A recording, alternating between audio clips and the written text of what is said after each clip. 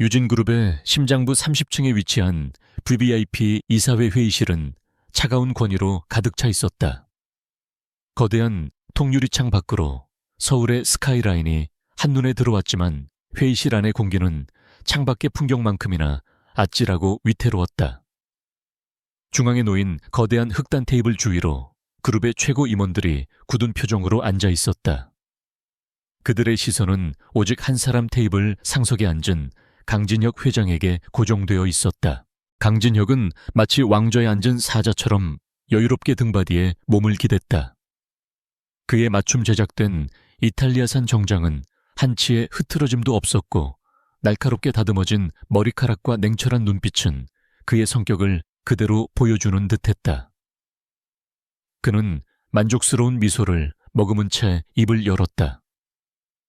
그의 목소리는 회의실의 고급스러운 음향 시스템을 통해 낮고 부드럽게 그러나 절대적인 무게감을 가지고 울려 퍼졌다. 이번 분기 실적은 기대 이상이었습니다. 특히 신기술 사업부의 성과는 유진그룹의 미래가 얼마나 밝은지를 명확히 보여주는 증거입니다. 이 모든 것은 여기 계신 임원 여러분들의 헌신과 나의 비전이 만들어낸 합작품입니다. 그의 말에는 은근한 자부심과 함께 자신의 리더십을 과시하려는 의도가 짙게 배어 있었다. 임원들은 약속이라도 한 듯 가벼운 박수를 쳤지만 그들의 얼굴에는 진정한 존경심보다는 긴장감이 서려 있었다. 강진혁이 다음 안건으로 넘어가기 위해 손가락을 까딱하는 순간이었다.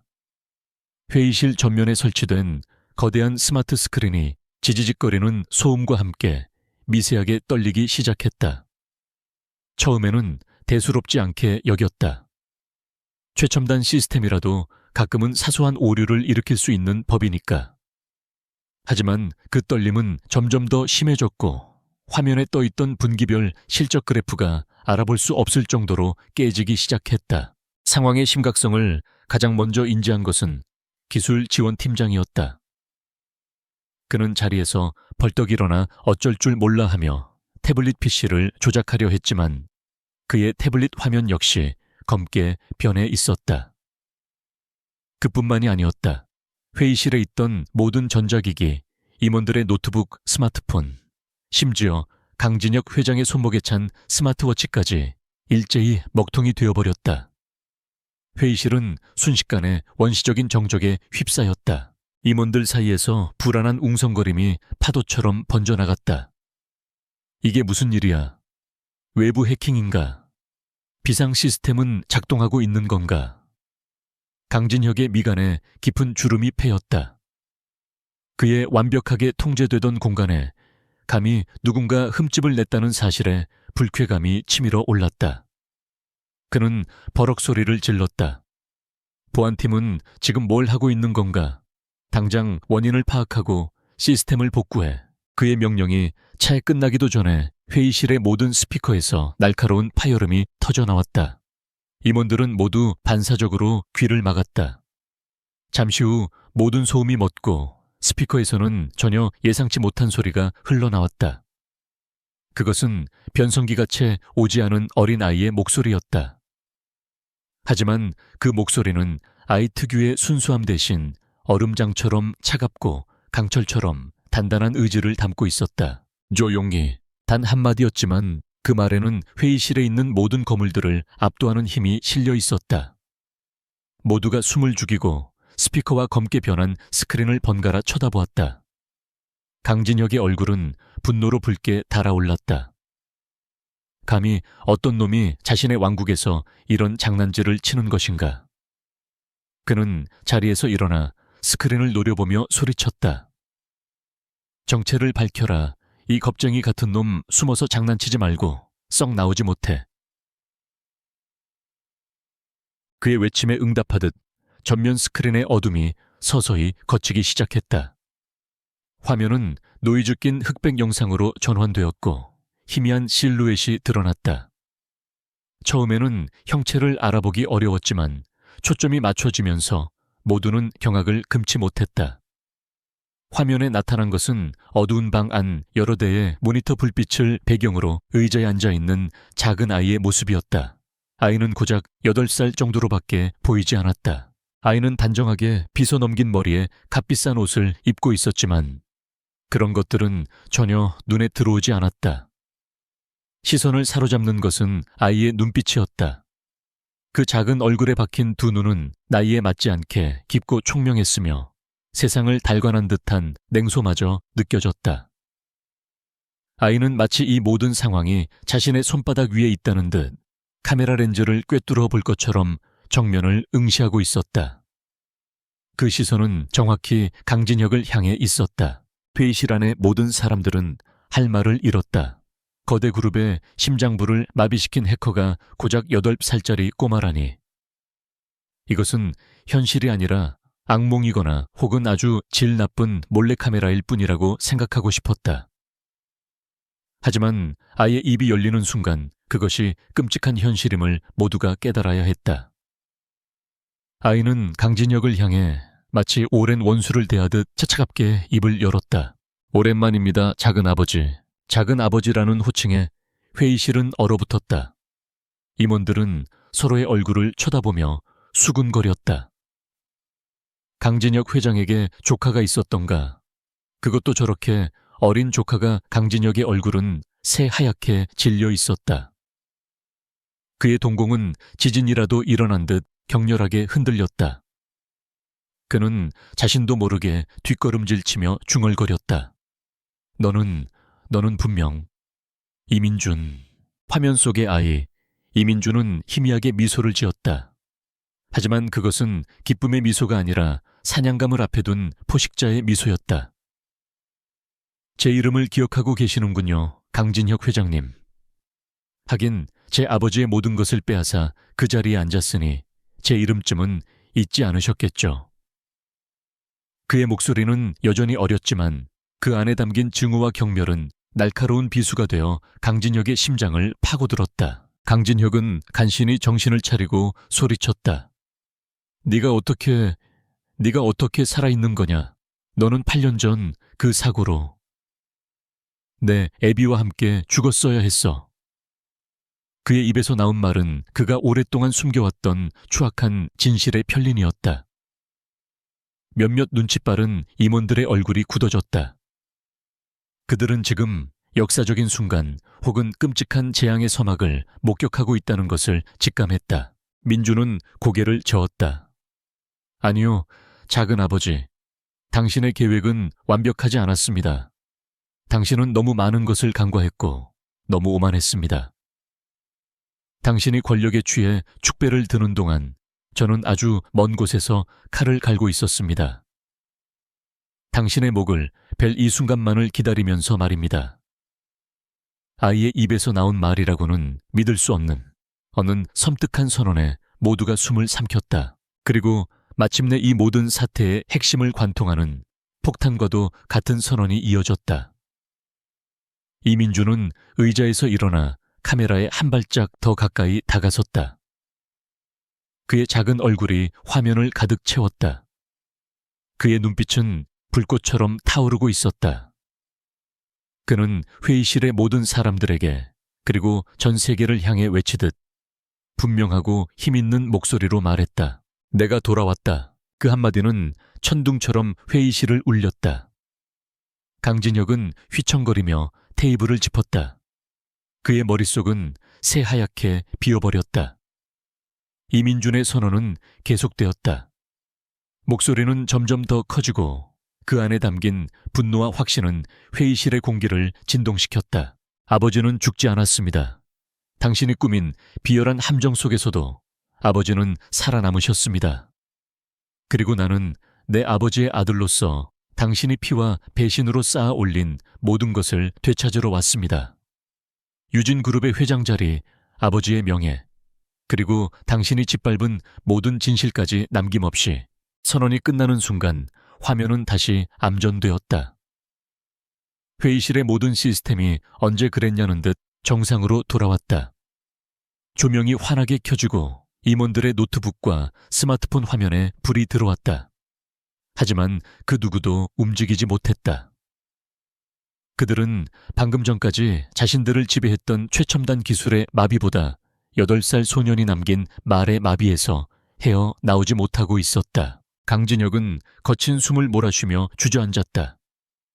그의 완벽했던 가면은 산산조각이 났고 그 아래에는 공포와 당혹감에 휩싸인 초라한 얼굴만이 남아있었다. 8년 전 그는 자신의 손으로 형과 조카를 역사 속에서 지워버렸다고 확신했다. 모든 증거를 없앴고 모든 기억을 조작했다. 하지만 죽은 줄 알았던 조카가 유령처럼 돌아와 그의 제국 심장부에 비수를 꽂은 것이다. 회의실의 정적을 깬 것은 한 임원의 마른 기침 소리였다. 그 소리를 신호탄으로 임원들은 술렁이기 시작했다. 그들의 눈빛은 더 이상 강진혁을 향한 무조건적인 충성을 담고 있지 않았다. 이제 그들의 눈에는 의심, 호기심, 그리고 계산적인 불안감이 뒤섞여 있었다. 강진혁의 시대가 정말로 끝날 수도 있다는 가능성, 그리고 새로운 권력의 등장을 예감하고 있었다. 보안팀은 어디 있나?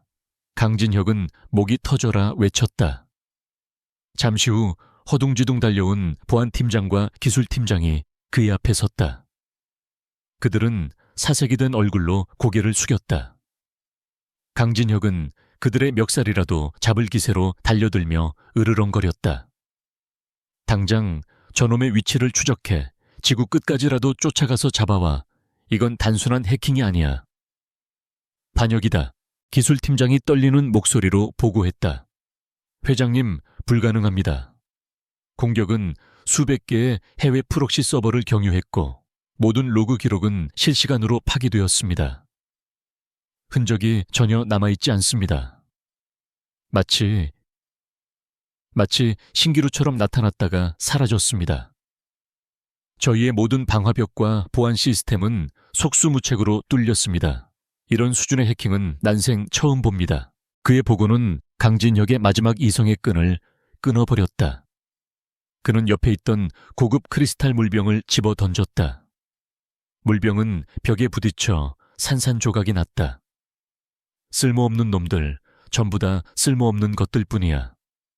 그의 고함 소리가 텅 빈 회의실에 공허하게 울렸다. 임원들은 조용히 자리에서 일어나 하나둘씩 회의실을 빠져나가기 시작했다. 더 이상 이 자리에 머물 이유가 없었다. 왕의 권위는 땅에 떨어졌고 성에는 균열이 가기 시작했다. 강진혁은 홀로 남겨진 회의실에서 부서진 유리 조각을 멍하니 바라보았다. 그의 귓께는 여전히 어린 조카의 목소리가 생생하게 맴돌았다. 내가 돌아왔다. 그 목소리는 단순한 선전포고가 아니었다. 그것은 그의 탐욕스러운 왕국의 종말을 고하는 예언이었고 8년간의 거짓된 평화를 깨부수는 심판의 나팔소리였다. 그는 이제껏 자신이 이룩한 모든 것이 한순간에 무너져 내릴 수 있다는 끔찍한 공포에 사로잡혔다. 한편 서울의 불빛이 닿지 않는 어느 한적한 외곽의 안전가옥.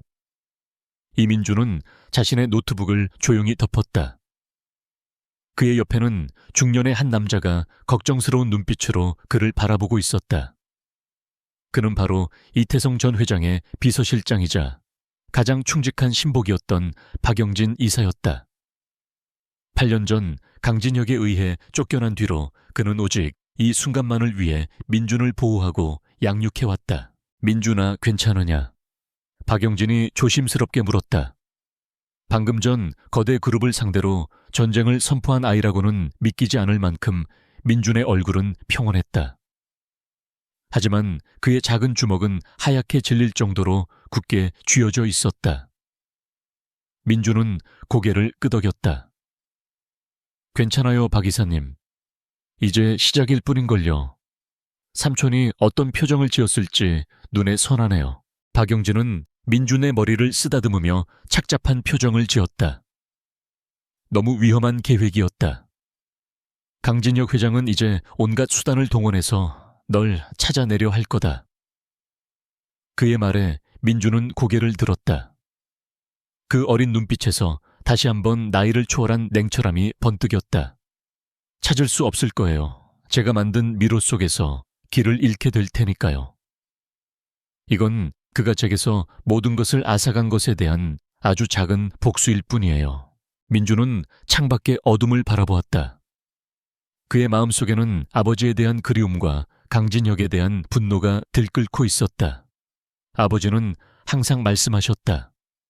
기술은 사람을 이롭게 하기 위해 존재해야 하지만 때로는 가장 강력한 무기가 될 수도 있다고. 그리고 아버지는 그 무기를 아들에게 물려주었다.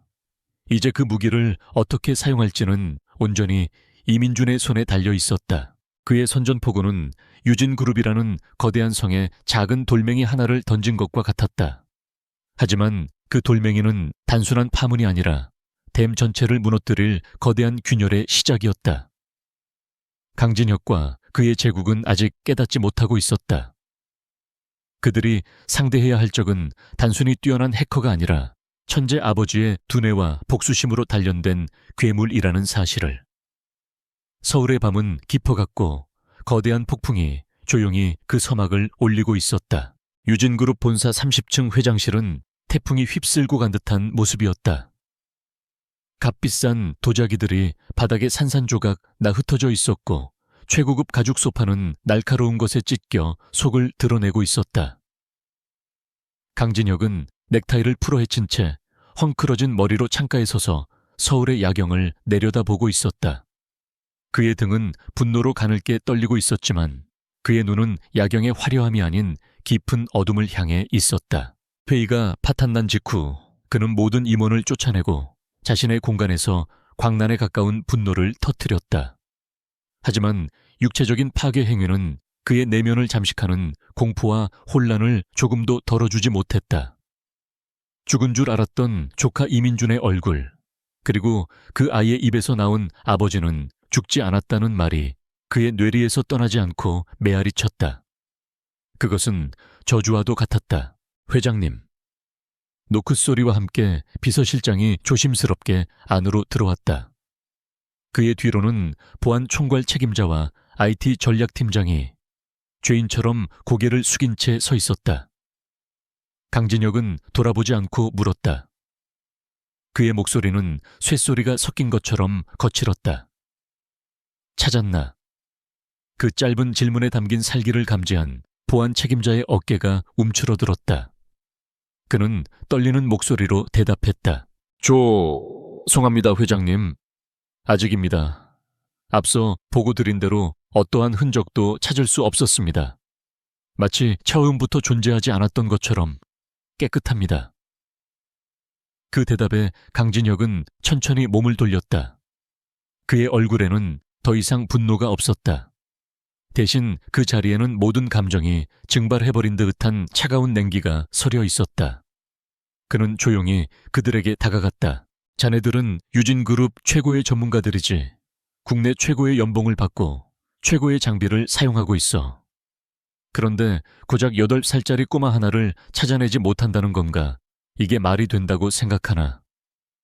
그의 차분한 목소리가 오히려 더 큰 공포를 자아냈다. IT 팀장이 간신히 입을 열었다. 회장님, 그 아이는 평범한 꼬마가 아닙니다. 저희가 가진 모든 방어 체계를 우회하고 시스템의 심장부를 장악했습니다. 이건 인간의 영역을 넘어선 수준입니다. 아마도 배후의 거대한 세력이 짝 날카로운 파열음과 함께 IT 팀장의 고개가 옆으로 돌아갔다. 강진혁이 그의 뺨을 후려친 것이었다. 배후 세력 변명은 집어치워 내 눈앞에 나타난 건 분명히 이민준이었어. 내 형의 아들, 그 핏줄이 틀림없다고. 그는 씩씩거리며 말을 이었다. 모든 수단을 동원해 국내외의 모든 사설 정보원 최고의 해커들까지 전부 고용해. 돈은 얼마가 들어도 상관없어. 반드시 그 놈을 내 앞에 끌고 와야 한다. 그는 보안 책임자에게 시선을 돌렸다.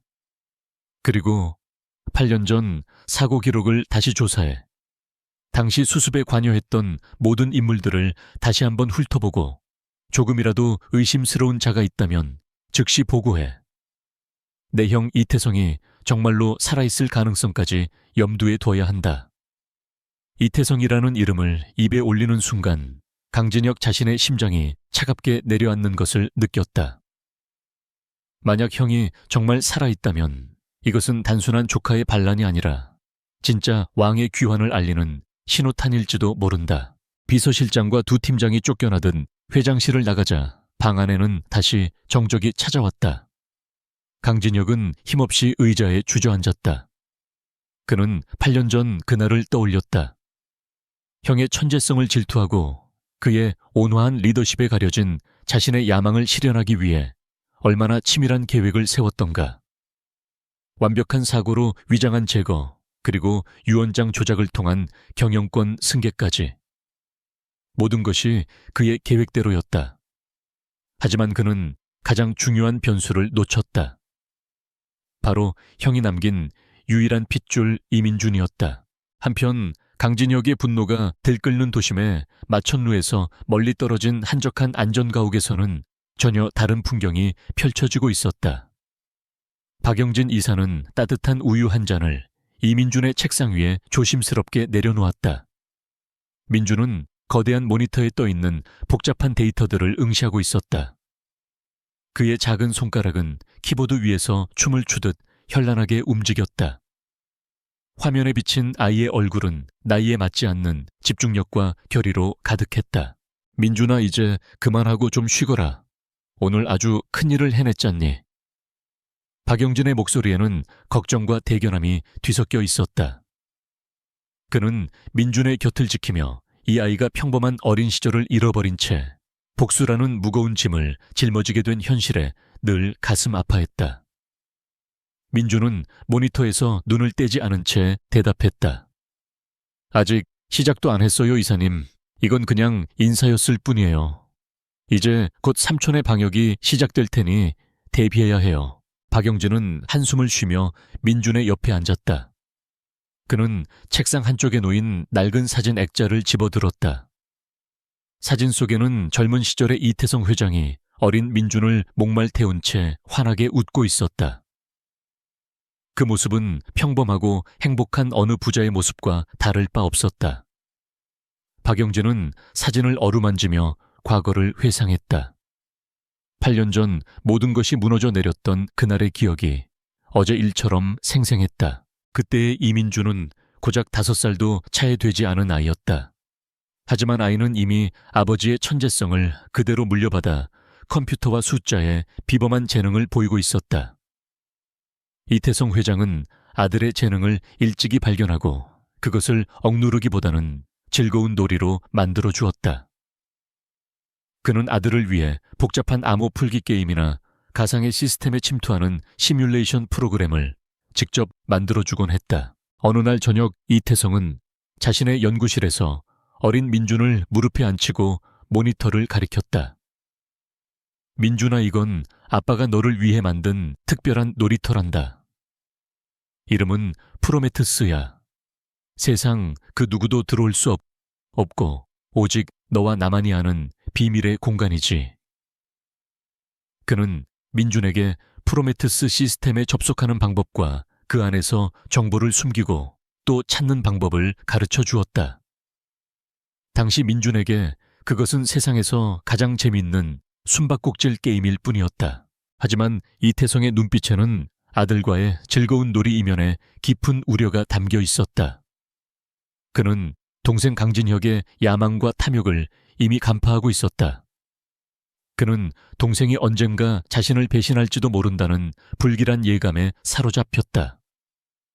그래서 그는 자신에게 무슨 일이 생길 경우를 대비해 자신의 모든 기술과 지식 그리고 진실을 담은 디지털 유산을 프로메테스 시스템 안에 봉인하기 시작했다. 그것은 아들을 위한 마지막 선물이자 훗날 진실을 밝힐 유일한 열쇠였다. 사고가 일어나기 바로 전날 밤, 이태성은 민준을 자신의 서재로 불렀다. 그는 아들을 끌어안고 낮은 목소리로 말했다. 민준아, 아빠랑 약속 하나만 하자. 만약 아빠에게 무슨 일이 생겨서 아주 오랫동안 보지 못하게 되더라도 절대로 울거나 약해지면 안 돼. 그리고 프로메테스 게임의 마지막 단계를 꼭 기억해야 한다. 그게 아빠가 너에게 주는 가장 중요한 숙제야. 어린 민준은 아빠의 진지한 모습에 고개를 끄덕였지만 그 말의 의미를 완전히 이해하지는 못했다. 다음 날 이태성은 해외 출장을 위해 전용기로 떠날 예정이었다. 하지만 그는 공항으로 가기 직전 박영진에게 민준을 맡기며 급히 시골의 농장에 다녀오라고 지시했다. 새로운 연구에 필요한 희귀 식물이 있으니 꼭 구해와야 한다는 이유였다. 박영진은 회장의 갑작스러운 지시에 의아했지만 언제나처럼 그의 명령에 복종했다. 그것이 이태성 회장이 아들의 목숨을 구하기 위해 꾸민 마지막 계획이었다는 사실을 그는 까맣게 모르고 있었다. 박영진과 민준이 시골 농장으로 향하던 중 라디오에서 충격적인 뉴스가 흘러나왔다. 유진그룹 이태성 회장의 전용기가 이륙 직후 원인 불명의 이유로 추락했다는 소식이었다. 박영진은 그 자리에 차를 세우고 망연자실했다. 그때 그의 주머니에 있던 비상용 위성 전화가 울렸다. 발신자는 이태성 회장이었다. 그것은 그가 만일을 대비해 녹음해둔 마지막 메시지였다. 박 이사, 이 메시지를 듣고 있다면 나는 이미 세상에 없는 사람이겠지. 내 동생 진혁이가 모든 것을 꾸민 짓일세. 그는 내 모든 것을 빼앗으려 할 거야. 부탁하네. 내 아들 민준이를 지켜주게. 아이를 데리고 최대한 멀리 아무도 찾을 수 없는 곳으로 가게. 그리고 민준이가 스스로를 지킬 힘을 가질 때까지 그 아이의 방패이자 스승이 되어주게. 모든 진실은 프로메테스 안에 있네. 그날 이후 세상은 이태성과 그의 아들 이민준이 비행기 사고로 함께 사망했다고 기록했다. 강진혁은 눈물을 흘리며 형의 장례를 치렀고 슬픔에 빠진 유가족의 모습으로 언론에 비쳤다. 그리고 그는 기다렸다는 듯이 유진그룹의 회장 자리에 올랐다. 그 사이 박영진은 민준을 데리고 미국으로 밀항했다. 그는 회장이 남긴 비자금을 이용해 신분을 세탁하고 조용한 도시의 외곽에 자리를 잡았다. 미국에서의 삶은 고독한 투쟁의 연속이었다. 박영진은 민준에게 아버지의 죽음과 삼촌의 배신에 대한 진실을 알려주었다. 충격적인 사실을 알게 된 어린 민준은 며칠 밤낮을 울었다. 하지만 슬픔은 곧 분노로, 그리고 분노는 강철 같은 결의로 바뀌었다. 그는 더 이상 아버지와 함께하던 게임을 놀이로 생각하지 않았다. 그것은 그의 생존 수단이자 복수를 위한 유일한 무기였다. 민준은 무서운 속도로 성장했다. 그는 아버지의 유산인 프로메테스 시스템에 접속해 그 안에 담긴 방대한 지식과 기술을 스펀지처럼 빨아들였다. 인공지능, 양자 컴퓨팅 시스템 보안 등 아버지가 연구하던 최첨단 기술들은 어린 소년의 두뇌 속에서 완벽하게 재구성되었다. 박영진은 아이의 성장을 지켜보며 경외감과 함께 두려움을 느꼈다. 이 작은 아이가 짊어진 운명의 무게가 너무나도 버거워 보였기 때문이다. 그리고 마침내 8년이라는 시간이 흘렀다. 10살도 안 된 소년은 이미 세계 최고 수준의 해커를 뛰어넘는 존재가 되어 있었다. 그는 더 이상 보호가 필요한 어린아이가 아니었다. 그는 자신의 손으로 직접 심판의 칼을 휘두를 준비를 마친 전사였다. 그들은 한국으로 돌아왔고 오늘 마침내 복수의 서막을 올린 것이었다. 회상에서 깨어난 박영진은 깊은 눈으로 민준을 바라보았다. 이제 어쩔 셈이냐 강진혁은 분명 모든 걸 동원해서 우리를 찾을 거다. 민준은 키보드에서 손을 떼고 의자를 돌려 박영진을 마주 보았다. 그의 얼굴에 어린아이 같은 미소가 잠시 스쳐 지나갔다.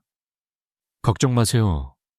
삼촌이 저를 찾으려고 할수록 그는 자기가 파놓은 함정에 더 깊이 빠지게 될 거예요. 민준은 다시 모니터로 시선을 돌렸다. 화면에는 유진그룹의 복잡한 내부 네트워크 구조도가 펼쳐져 있었다. 하지만 민준의 눈에는 그것이 단순한 회로도가 아니라 수많은 길과 함정이 얽혀있는 거대한 미로처럼 보였다. 아버지는 제게 게임을 가르쳐 주셨어요. 이제 제가 이 게임의 규칙을 정할 차례예요. 그의 나지막한 목소리가 조용한 방 안에 울려 퍼졌다. 그것은 복수의 끝을 향한 흔들림 없는 다짐이었다. 이민준의 선전포고가 남긴 충격은 유진그룹 전체를 뒤흔드는 거대한 파문이 되어 퍼져나갔다. 하루아침에 회사의 모든 임직원들은 자신들이 몸담고 있는 거대한 제국의 기반이 얼마나 위태로운지를 깨닫게 되었다. 강진혁 회장의 리더십에 대한 의심과 8년 전 사고의 진실에 대한 흉흉한 소문이 익명의 게시판과 사내 메신저를 통해 들불처럼 번져나갔다. 하지만 강진혁은 호락호락하게 무너질 인물이 아니었다. 지옥 같은 하룻밤을 보낸 그는 다음 날 아침 언제 그랬냐는 듯 완벽하게 정돈된 모습으로 회장실에 나타났다. 그의 눈 밑에는 짙은 피로의 흔적이 남아 있었지만 그의 눈빛은 오히려 전보다 더욱 차갑고 날카롭게 빛나고 있었다. 분노와 공포는 그의 내면 깊숙한 곳으로 가라앉았고 그 자리에는 생존을 위한 냉혹한 이성만이 남았다. 그는 가장 먼저 홍보 및 법무팀을 소집하여 긴급 대책 회의를 열었다. 회의실에 모인 임원들은 불안한 표정으로 강진혁의 입이 열리기를 기다렸다. 강진혁은 테이블을 천천히 훑어보며 입을 열었다. 그의 목소리는 강철처럼 차갑고 단호했다.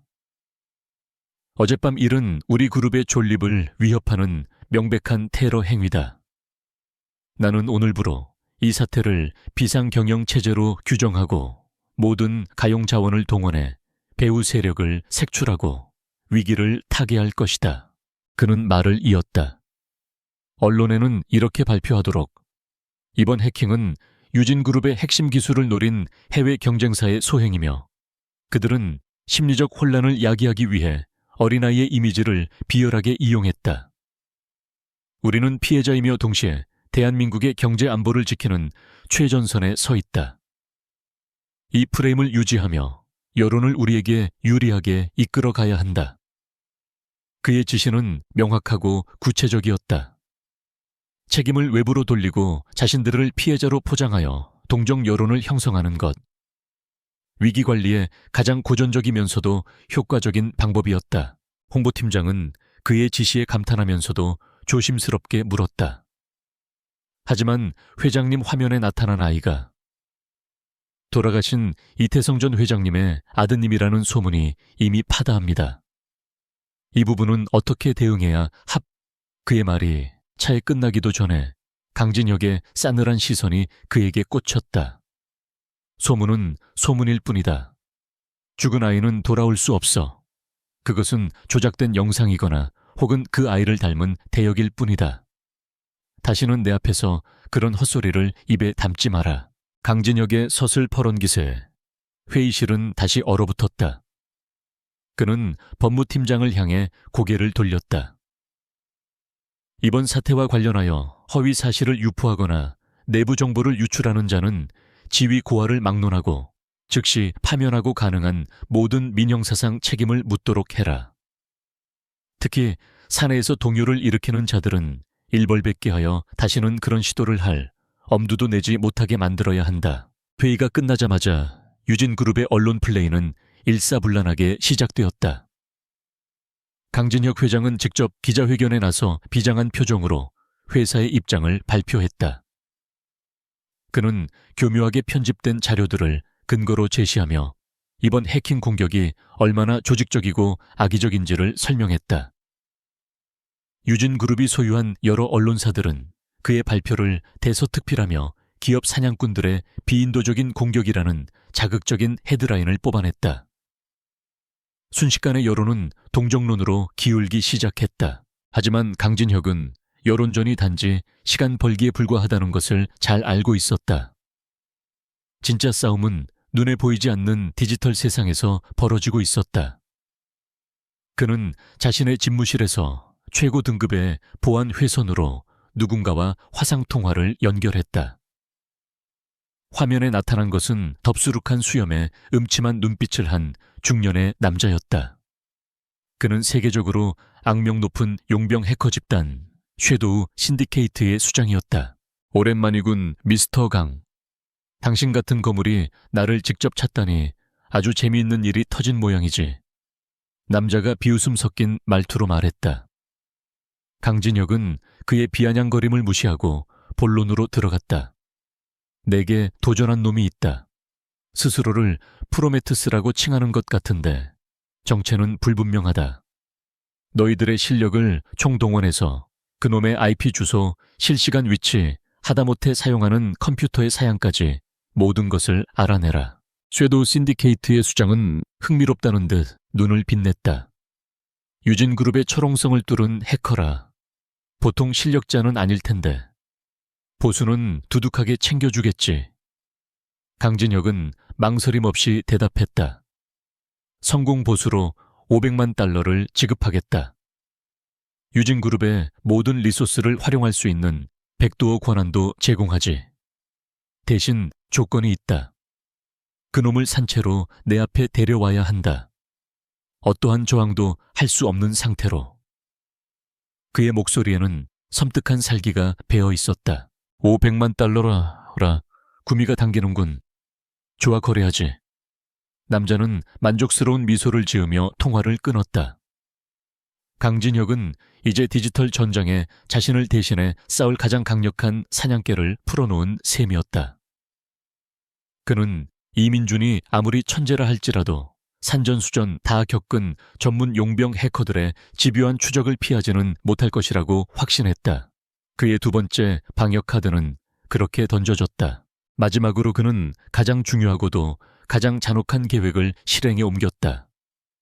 바로 내부의 적을 색출하고 제거하는 숙청 작업이었다. 그는 이번 공격이 단순히 외부의 소행이 아니라 내부에 조력자가 있기에 가능했다고 굳게 믿고 있었다.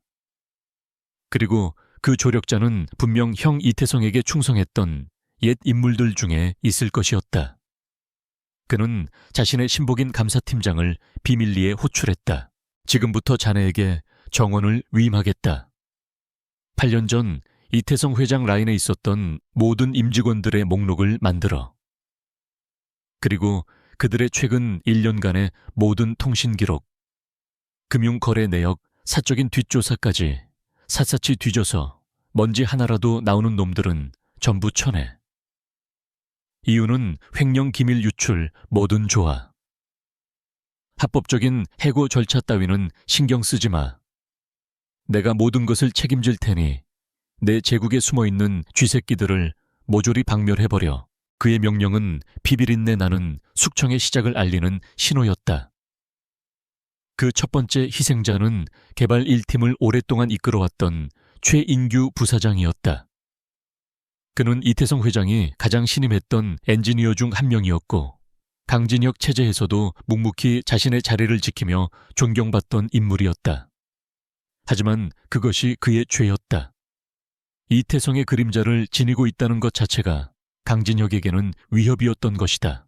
어느 날 오후 최 부사장은 아무런 예고도 없이 감사팀에 불려갔다. 그는 영문도 모른 채 조사실에 앉아 터무니없는 횡령 혐의에 대한 추궁을 받아야 했다. 그가 제시한 모든 증거와 해명은 묵살되었다. 그리고 단 2시간 만에 그는 모든 직위에서 해제되었고 보안 요원들에게 양팔을 붙들린 채 회사 밖으로 쫓겨나는 신세가 되었다. 그의 개인 물품들은 종이 상자에 담겨 쓰레기처럼 내던져졌다. 이 사건은 유진그룹 전체에 강력한 충격과 공포를 안겨주었다. 모두가 강진혁의 의도를 알아차렸다. 이것은 과거의 그림자를 지우고 오직 자신에게만 충성하는 새로운 질서를 세우려는 무자비한 경고였다. 직원들은 서로를 의심의 눈초리로 바라보기 시작했고 회사 전체는 숨막히는 침묵과 불신에 휩싸였다. 강진혁은 그렇게 공포를 통해 자신의 왕국을 다시 다지고 있었다. 한편 안전가옥에 있던 이민준과 박영진은 강진혁의 발빠른 방역에 관한 소식들을 실시간으로 지켜보고 있었다. 박영진은 언론을 도배한 유진그룹의 공식 입장을 보며 착잡한 표정을 지었다. 역시 강진혁다운 방식이군. 진실을 거짓으로 덮고 피해자인 척 여론을 호도하고 있어. 이대로 가다간 자네는 세상 사람들에게 테러리스트로 낙인 찍히게 될지도 모르네. 하지만 민준의 표정은 의외로 담담했다. 그는 자신의 모니터에 떠있는 수많은 데이터들을 분석하며 말했다. 괜찮아요, 이사님. 어차피 처음부터 여론의 지지를 기대하지는 않았어요. 진실은 말이 아니라 증거로 보여주는 거니까요.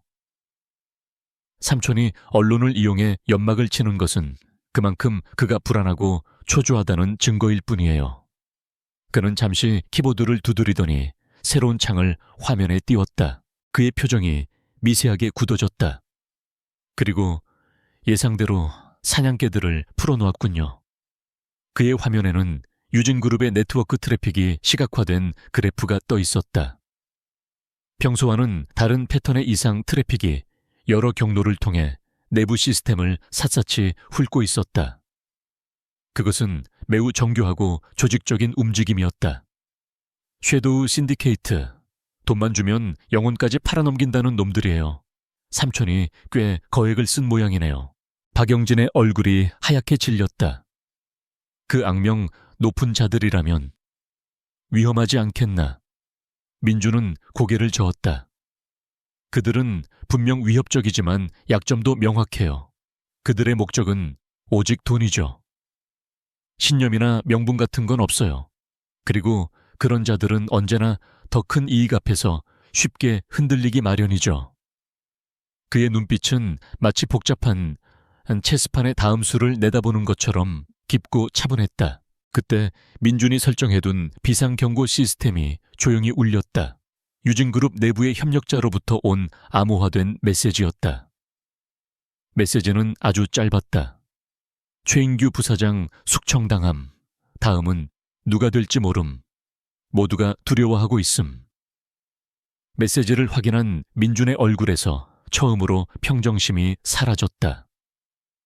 그의 작은 주먹이 다시 한번 하얗게 굳어졌다. 최인규 부사장은 그가 어렸을 때 아버지만큼이나 그를 아껴주었던 사람이었다. 그는 민준에게 컴퓨터 공학의 기초를 가르쳐준 첫 스승이기도 했다. 그런 그가 아무런 죄도 없이 삼촌의 복수심에 희생양이 된 것이다. 민준의 눈에 차가운 분노가 이글거렸다. 이것은 더 이상 아버지의 복수만을 위한 싸움이 아니었다. 소중한 사람들을 지키기 위한 싸움이기도 했다. 이사님, 계획을 조금 변경해야겠어요. 민준이 박영진을 돌아보며 말했다. 그의 목소리에는 이전에는 없었던 결의가 서려 있었다. 삼촌이 공포로 사람들을 지배하려 한다면 저는 희망을 보여주겠어요. 아직 유진그룹 안에 아버지의 뜻을 잇는 사람들이 살아있다는 것을, 그리고 그들이 혼자가 아니라는 것을 증명해야 해요. 그는 키보드 위로 손을 가져갔다. 그의 방역은 지금부터 시작이었다. 최인규 부사장의 숙청 소식은 이민준의 가슴에 차가운 비수처럼 날아와 박혔다. 그것은 단순한 동료의 상실이 아니었다. 강진혁이 자신의 왕좌를 지키기 위해서라면 어떤 잔혹한 짓도 서슴지 않을 것이라는 명백한 경고장이었다. 안전가옥의 공기는 무겁게 가라앉았다. 박영진 이사는 침통한 표정으로 창밖을 바라보았고, 민주는 굳은 얼굴로 모니터 화면에 암호화된 메시지를 응시하고 있었다. 한참의 침묵 끝에 민준이 먼저 입을 열었다. 그의 목소리는 이전보다 한 톤 낮아져 있었다. 삼촌은 공포를 무기로 쓰고 있어요. 내부의 충신들을 하나씩 제거하면서 다른 사람들이 저항할 엄두조차 내지 못하게 만들려는 속셈이죠. 이대로 가다간 아버지의 사람들은 모두 희생양이 되고 말 거예요. 그의 작은 어깨가 짊어진 책임감의 무게가 방 안의 공기를 더욱 짓눌렀다. 박영진은 고개를 돌려 민준을 바라보았다. 그의 눈에는 깊은 우려가 담겨 있었다. 하지만 우리가 무엇을 할 수 있겠나? 우리는 지금 어둠 속에 숨어있는 신세다. 섣불리 움직였다가는 강진혁이 쳐놓은 거미줄에 걸려들 뿐이야. 그의 말은 냉정한 현실이었다. 그들은 막강한 권력과 자원을 가진 강진혁에 비해 너무나도 미약한 존재였다. 아니요. 민주는 단호하게 고개를 저었다. 혼자서는 불가능하겠죠. 하지만 우리에겐 아직 아버지가 남겨주신 유산이 있어요. 그는 키보드를 빠르게 조작했다. 화면에 떠있던 복잡한 코드들이 사라지고 대신 그리스 신화에 등장하는 100개의 눈을 가진 거인 아르고스라는 이름의 폴더가 나타났다. 그것은 이태성 회장이 만일을 대비해 남겨둔 비밀 파일이었다. 민준이 폴더를 열자 그 안에는 수십 명의 이름과 신상 정보가 빼곡히 정리된 리스트가 나타났다. 그들은 모두 과거 이태성 회장과 함께 유진그룹의 황금기를 이끌었지만 강진혁이 회장이 된 이후 쫓겨나거나 스스로 물러나야 했던 비운의 인물들이었다. 엔지니어, 재무전문가 전략, 기획가 등 각 분야 최고의 인재들이었다. 그들은 강진혁의 폭정을 피해 뿔뿔이 흩어져 역사의 뒤양일로 사라진 것처럼 보였다. 박영진은 리스트를 보며 놀라움을 금치 못했다. 이건 회장님께서 직접 정리하신 파일이로군. 마치 훗날을 기약이라도 하셨던 것처럼. 민주는 고개를 끄덕였다. 아버지는 이미 모든 것을 내다보고 계셨어요. 이 리스트는 단순한 명단이 아니에요. 각 인물들의 성향 능력, 그리고 그들만이 알아볼 수 있는 비밀 접선 코드까지 기록되어 있어요. 이분들이야말로 강진혁에게 맞설 우리의 유일한 희망이에요. 그들의 첫 번째 목표는 리스트의 최상단에 있는 이름, 안수연 박사였다. 그녀는 유진그룹의 차세대 반도체 기술을 완성한 천재적인 공학자였지만 강진혁과의 기술 특허 분쟁에 휘말려 불명예스럽게 해고당한 인물이었다. 이후 그녀는 학계를 떠나 시골에 집거하며 세상과 연을 끊고 살고 있었다. 그녀는 극도의 회의주의자였고 특히 유진그룹과 관련된 일이라면 치를 떠는 사람이었다. 민주는 그녀에게 직접 연락하는 것이 불가능하다는 것을 알았다. 그래서 그는 다른 방법을 선택했다. 그는 안수연 박사가 익명으로 활동하는 해외의 한 고급 암호학 포럼에 접속했다. 그곳에는 몇 달째 그 누구도 풀지 못한 채 전설처럼 남아있는 암호문이 하나 있었다. 민주는 자신의 손가락을 풀고 키보드 위에서 폭풍처럼 타자를 치기 시작했다. 몇 시간 후 그는 완벽한 해답을 포럼에 게시했다. 하지만 그의 진짜 목적은 암호 해독 자체가 아니었다. 그는 해답의 마지막 줄에 눈에 띄지 않는 작은 각줄을 하나 달아놓았다. 프로젝트 이카루스의 날개는 아직 태양에 닿지 않았다. 그것은 과거 이태성 회장과 안수연 박사 둘만이 공유했던 비밀 프로젝트의 암호명이었다. 그 프로젝트는 강진혁의 반대로 인해 중단되었고 그들 외에는 아무도 그 존재를 알지 못했다. 며칠 후 민준이 설정해둔 보안 채널로 한 통의 메시지가 도착했다. 발신인은 이카루스였다. 메시지는 짧았다. 당신 누구지? 민준은 기다렸다는 듯이 답장을 보냈다. 날개를 다시 펼치고 싶은 사람입니다. 그는 안수연 박사와의 비밀 대화를 위해 다중 암호화된 채팅 채널을 개설했다. 처음에는 목소리를 변조하여 신중하게 대화를 이끌어갔다. 안수연은 극도로 경계하며 날카로운 질문들을 던졌다. 그녀는 그가 강진혁이 보낸 스파일지도 모른다고 의심했다. 민주는 그녀의 의심을 풀어주기 위해 마지막 카드를 꺼내 들었다. 그는 과거 이태성 회장과 안수연 박사가 함께 사용했던 비밀 연구 서버에 접속 코드를 입력했다. 그 서버는 8년 전 폐쇄된 것으로 알려져 있었지만 사실은 프로메테스 시스템의 하위 시스템으로 은밀하게 살아숨 쉬고 있었다. 서버 안에는 미완성으로 남은 프로젝트 이카루스의 설계도가 고스란히 보존되어 있었다. 설계도를 확인한 안수연은 채팅창 너머에서 숨을 삼키는 것이 느껴졌다. 그녀는 떨리는 목소리로 물었다. 당신 대체 정체가 뭐야? 이걸 알고 있는 사람은 세상에 없는데. 민주는 그때서야 음성 변조를 풀고 자신의 본 모습을 드러냈다. 오랜만입니다, 안 박사님. 어렸을 때 박사님 연구실에서 로봇 조립하며 놀던 이민준입니다. 그 순간 채팅창 너머에서는 아무런 소리도 들리지 않았다. 안수연은 엄청난 충격에 휩싸여 있었다. 죽은 줄로만 알았던 이태성 회장의 아들이 8년 만에 유령처럼 나타나 아버지의 유산을 들고 그녀 앞에 선 것이다. 한참의 침묵 끝에 그녀의 목소리가 들려왔다. 그 목소리에는 억눌러왔던 분노와 회한 그리고 아주 작은 희망이 뒤섞여 있었다. 정말 민준이 너란 말이냐? 그녀는 흐느끼고 있었다. 그들의 두 번째 목표는 이태성 회장의 금고지기로 불렸던 재무전략가 김동현 상무였다. 그는 정직하고 강직한 성품의 소유자로 강진혁의 불법적인 비자금 조성과 회계 조작에 반기를 들었다가 강제로 명예퇴직을 당한 인물이었다. 이후 그는 모든 것을 잃고 작은 서점을 운영하며 조용히 살아가고 있었다. 그는 세상에 대한 환멸로 가득 차 있었고 다시는 유진그룹과 얽히고 싶어 하지 않았다. 김동현 상무와의 접촉은 박영진 이사가 직접 맡았다.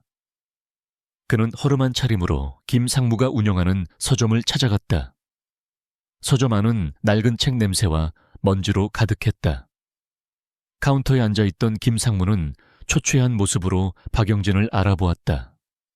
그의 눈에는 반가움 대신 경계심이 가득했다. 여긴 어쩐 일이시오, 박 이사. 난 이제 유진그룹과는 아무런 상관도 없는 사람이오. 박영진은 말없이 톨스토이의 소설 부활을 꺼내 계산대에 올려놓았다. 그리고 책값과 함께 작은 메모리 칩 하나를 김 상무의 손에 쥐어주었다. 그는 낮은 목소리로 속삭였다. 회장님께서 늘 하시던 말씀이 있습니다. 어둠이 깊을수록 별은 더 밝게 빛난다고요.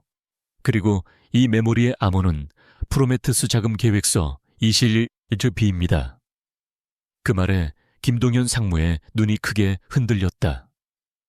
그것은 과거 그와 이태성 회장 둘만이 알던 비자금 추적 프로젝트의 코드명이었다. 그날 밤 김동현 상무는 망설임 끝에 자신의 낡은 컴퓨터에 메모리 칩을 꽂았다. 암호를 입력하자 화면에 이민준의 얼굴이 나타났다. 민준은 담담한 목소리로 모든 진실을 설명했다. 그리고 그는 김 상무가 그토록 찾아 헤맸지만 강진혁에 의해 모두 파기되었던 불법 회계 장부의 원본 파일을 화면에 띄웠다. 그것은 강진혁의 심장을 꿰뚫을 수 있는 가장 강력한 창이었다. 영상을 다 본 김동현 상무는 오랫동안 자리에 앉아 움직이지 못했다. 그의 가슴 속에서 꺼져가던 정의감과 옛 주군에 대한 충성심이 다시 불타오르기 시작했다. 그는 더 이상 도망치거나 외면할 수 없었다. 그는 박영진에게 연락했고 그렇게 아버지의 방패와 창이 될 두 명의 핵심 인물이 마침내 합류하게 되었다. 며칠 후 역사상 가장 기묘한 동맹의 첫 번째 회의가 열렸다. 회의는 완벽하게 암호화된 가상의 회의실에서 진행되었다. 그곳에는 복수를 위해 돌아온 8살의 천재 소년 이민준, 그의 충직한 수호자 박영진 세상과 등졌던 천재 공학자 안수연, 그리고 정의를 위해 다시 돌아온 재무전략가 김동현이 모여 있었다. 그들은 모두 강진혁에게 모든 것을 잃었다는 공통점을 가지고 있었다. 민주는 회의를 주재했다. 그는 더 이상 어린아이가 아니었다. 그는 아버지의 유지를 잇는 리더로서 명확한 비전과 전략을 제시했다. 우리의 첫 번째 목표는 강진혁이 자신의 권력을 공고히 하기 위해 추진 중인 아폴론 프로젝트를 저지하는 것입니다. 그는 경쟁사인 태양바이오를 적대적 M&A를 통해 합병하여 그룹 내 자신의 입지를 절대적인 것으로 만들려 하고 있습니다. 그는 각자에게 임무를 부여했다. 안 박사님께서는 태양바이오의 기술적 가치와 그들이 숨기고 있는 치명적인 결함을 분석해 주십시오. 김 상무님께서는 이번 M&A 계약서에 숨겨진 독소 조항과 강진혁의 비자금이 흘러들어간 정황을 포착해 주십시오. 박 이사님께서는 저와 함께 이 모든 정보들을 조율하고 결정적인 순간에 사용할 카드를 준비해 주십시오. 회의실에 모인 4사람은 오랫동안 잊고 있던 뜨거운 열정이 다시 솟아나는 것을 느꼈다. 그들은 비록 소수였고 어둠 속에서 움직여야 했지만 더 이상 외롭지 않았다. 그들은 이태성이라는 이름 아래 정의라는 깃발 아래 하나로 뭉쳤다. 외로운 늑대들의 방역이 마침내 시작되려 하고 있었다. 그들의 눈빛은 차가운 분노와 뜨거운 희망으로 빛나고 있었다. 강진혁의 제국은 그 어느 때보다 견고해 보였다. 그는 자신의 앞을 가로막는 내부의 적들을 공포정치로 짓눌렀고 외부의 위협은 막대한 자본으로 고용한 용병들을 통해 방어하고 있었다. 이제 그는 자신의 권력에 정점을 찍을 마지막 활용점정을 준비하고 있었다. 그것은 바로 국내 바이오 업계의 신성으로 떠오른 태양 바이오를 집어삼키는 거대한 인수합병 프로젝트 아폴론 프로젝트였다. 성대한 기자회견 현장에서 강진혁은 자신감 넘치는 미소로 스포트라이트를 받고 있었다. 유진그룹은 오늘 태양바이오에 대한 적대적 M&A를 공식적으로 선언합니다. 이번 합병을 통해 유진그룹은 기존의 IT 기술력에 바이오 산업의 미래 성장 동력을 더하여 명실상부한 글로벌 초일류 기업으로 거듭날 것입니다. 그의 선언에 수많은 카메라 플래시가 터져나왔고 다음 날 모든 경제신문의 한 면은 그의 야심찬 계획으로 도배되었다. 시장의 반응은 폭발적이었다. 유진그룹과 태양바이오의 주가는 연일 상한가를 기록했고 대부분의 증권사 애널리스트들은 이번 M&A가 가져올 시너지 효과에 대해 장밋빛 전망을 쏟아냈다. 강진혁은 자신의 책상에 앉아 주가 그래프가 그려내는 아름다운 상승 곡선을 보며 만족스러운 미소를 지었다.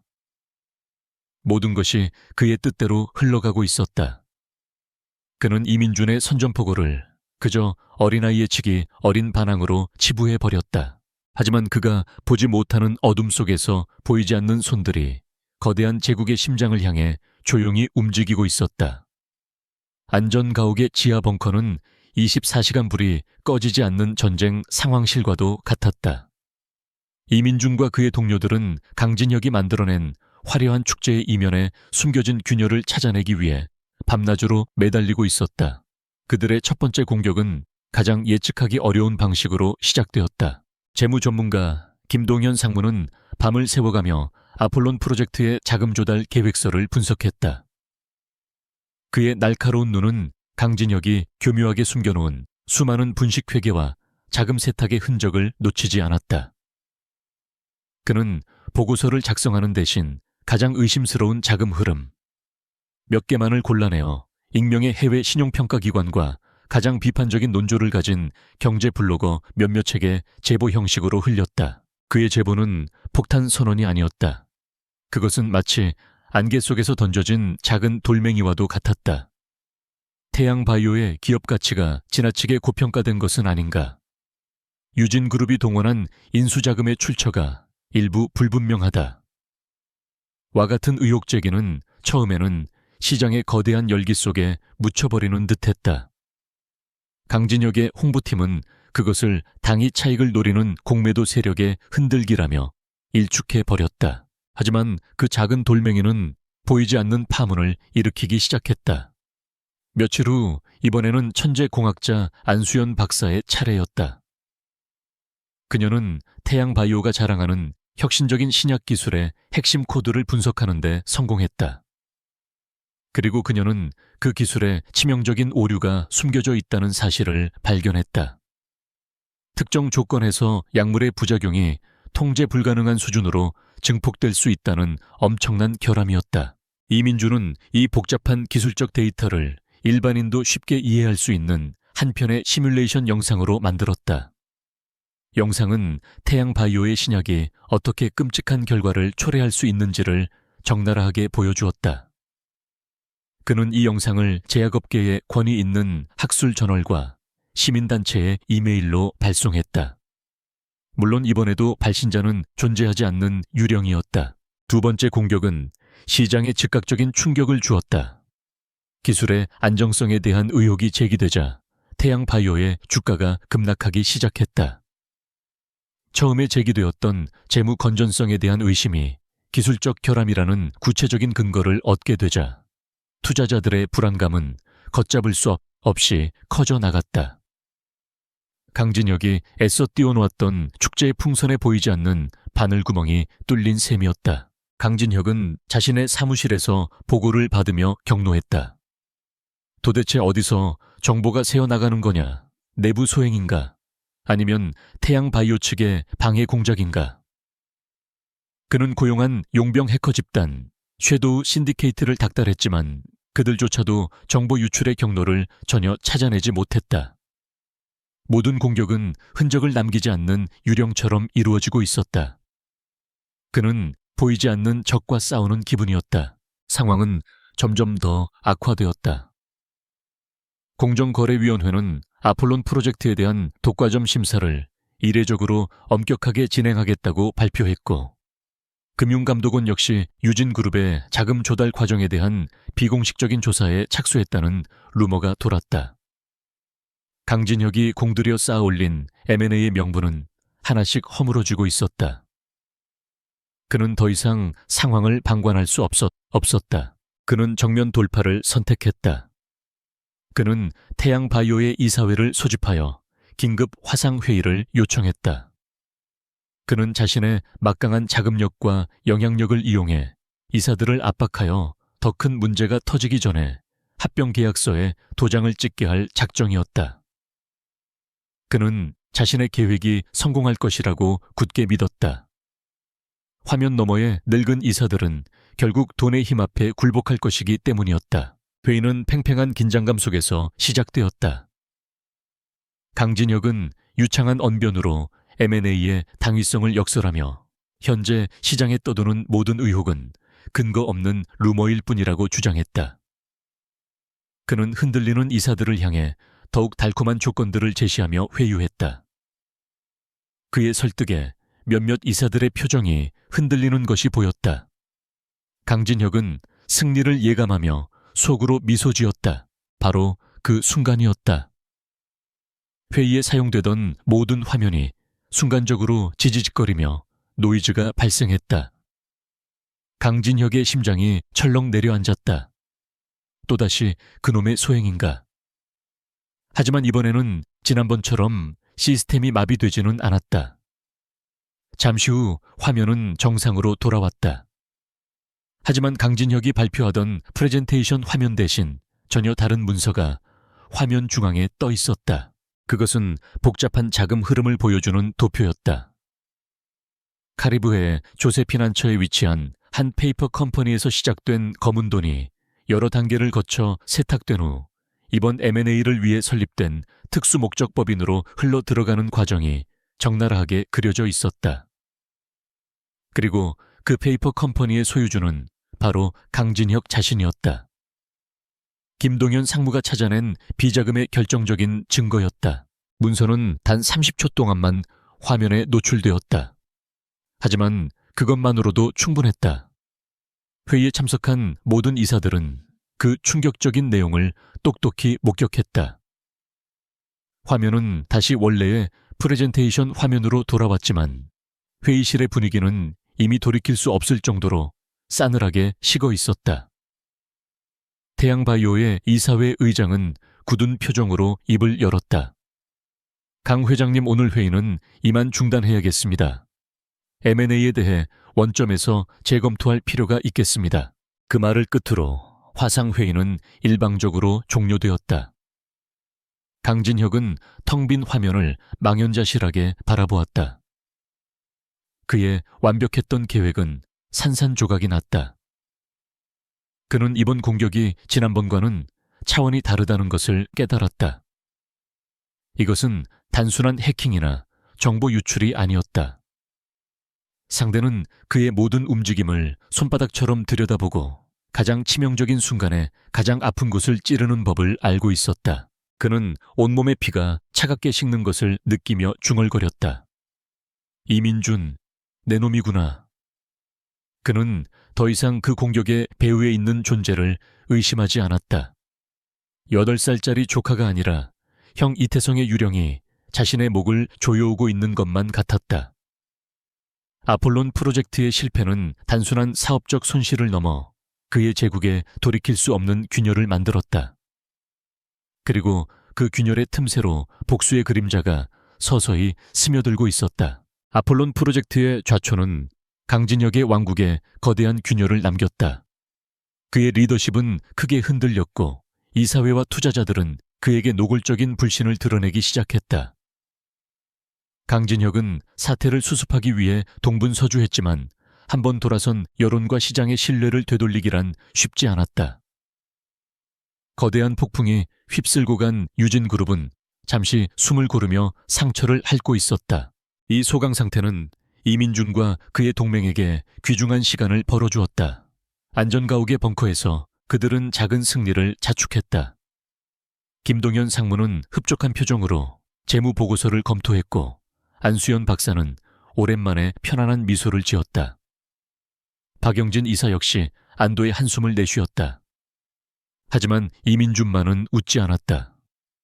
그는 여전히 모니터 앞에서 무언가에 깊이 몰두하고 있었다. 민준아, 왜 그러느냐? 우리가 이겼잖니? 박영진이 그의 어깨에 손을 얹으며 말했다. 민준은 모니터에서 눈을 떼지 않은 채 대답했다. 이건 승리가 아니에요. 삼촌의 계획 하나를 망가뜨렸을 뿐이죠. 그는 곧 다른 계획을 세울 거고 이 싸움은 끝나지 않을 거예요. 전쟁을 끝내려면 적의 심장을 꿰뚫을 단 하나의 무기가 필요해요. 그의 목소리는 나이와 어울리지 않게 비장했다. 안수연 박사가 물었다. 그 무기라는 게 대체 뭔가? 민준은 천천히 고개를 돌려 모두를 바라보았다. 그의 눈빛은 그 어느 때보다 진지하고 무거웠다. 8년 전 아버지의 죽음에 대한 진실입니다.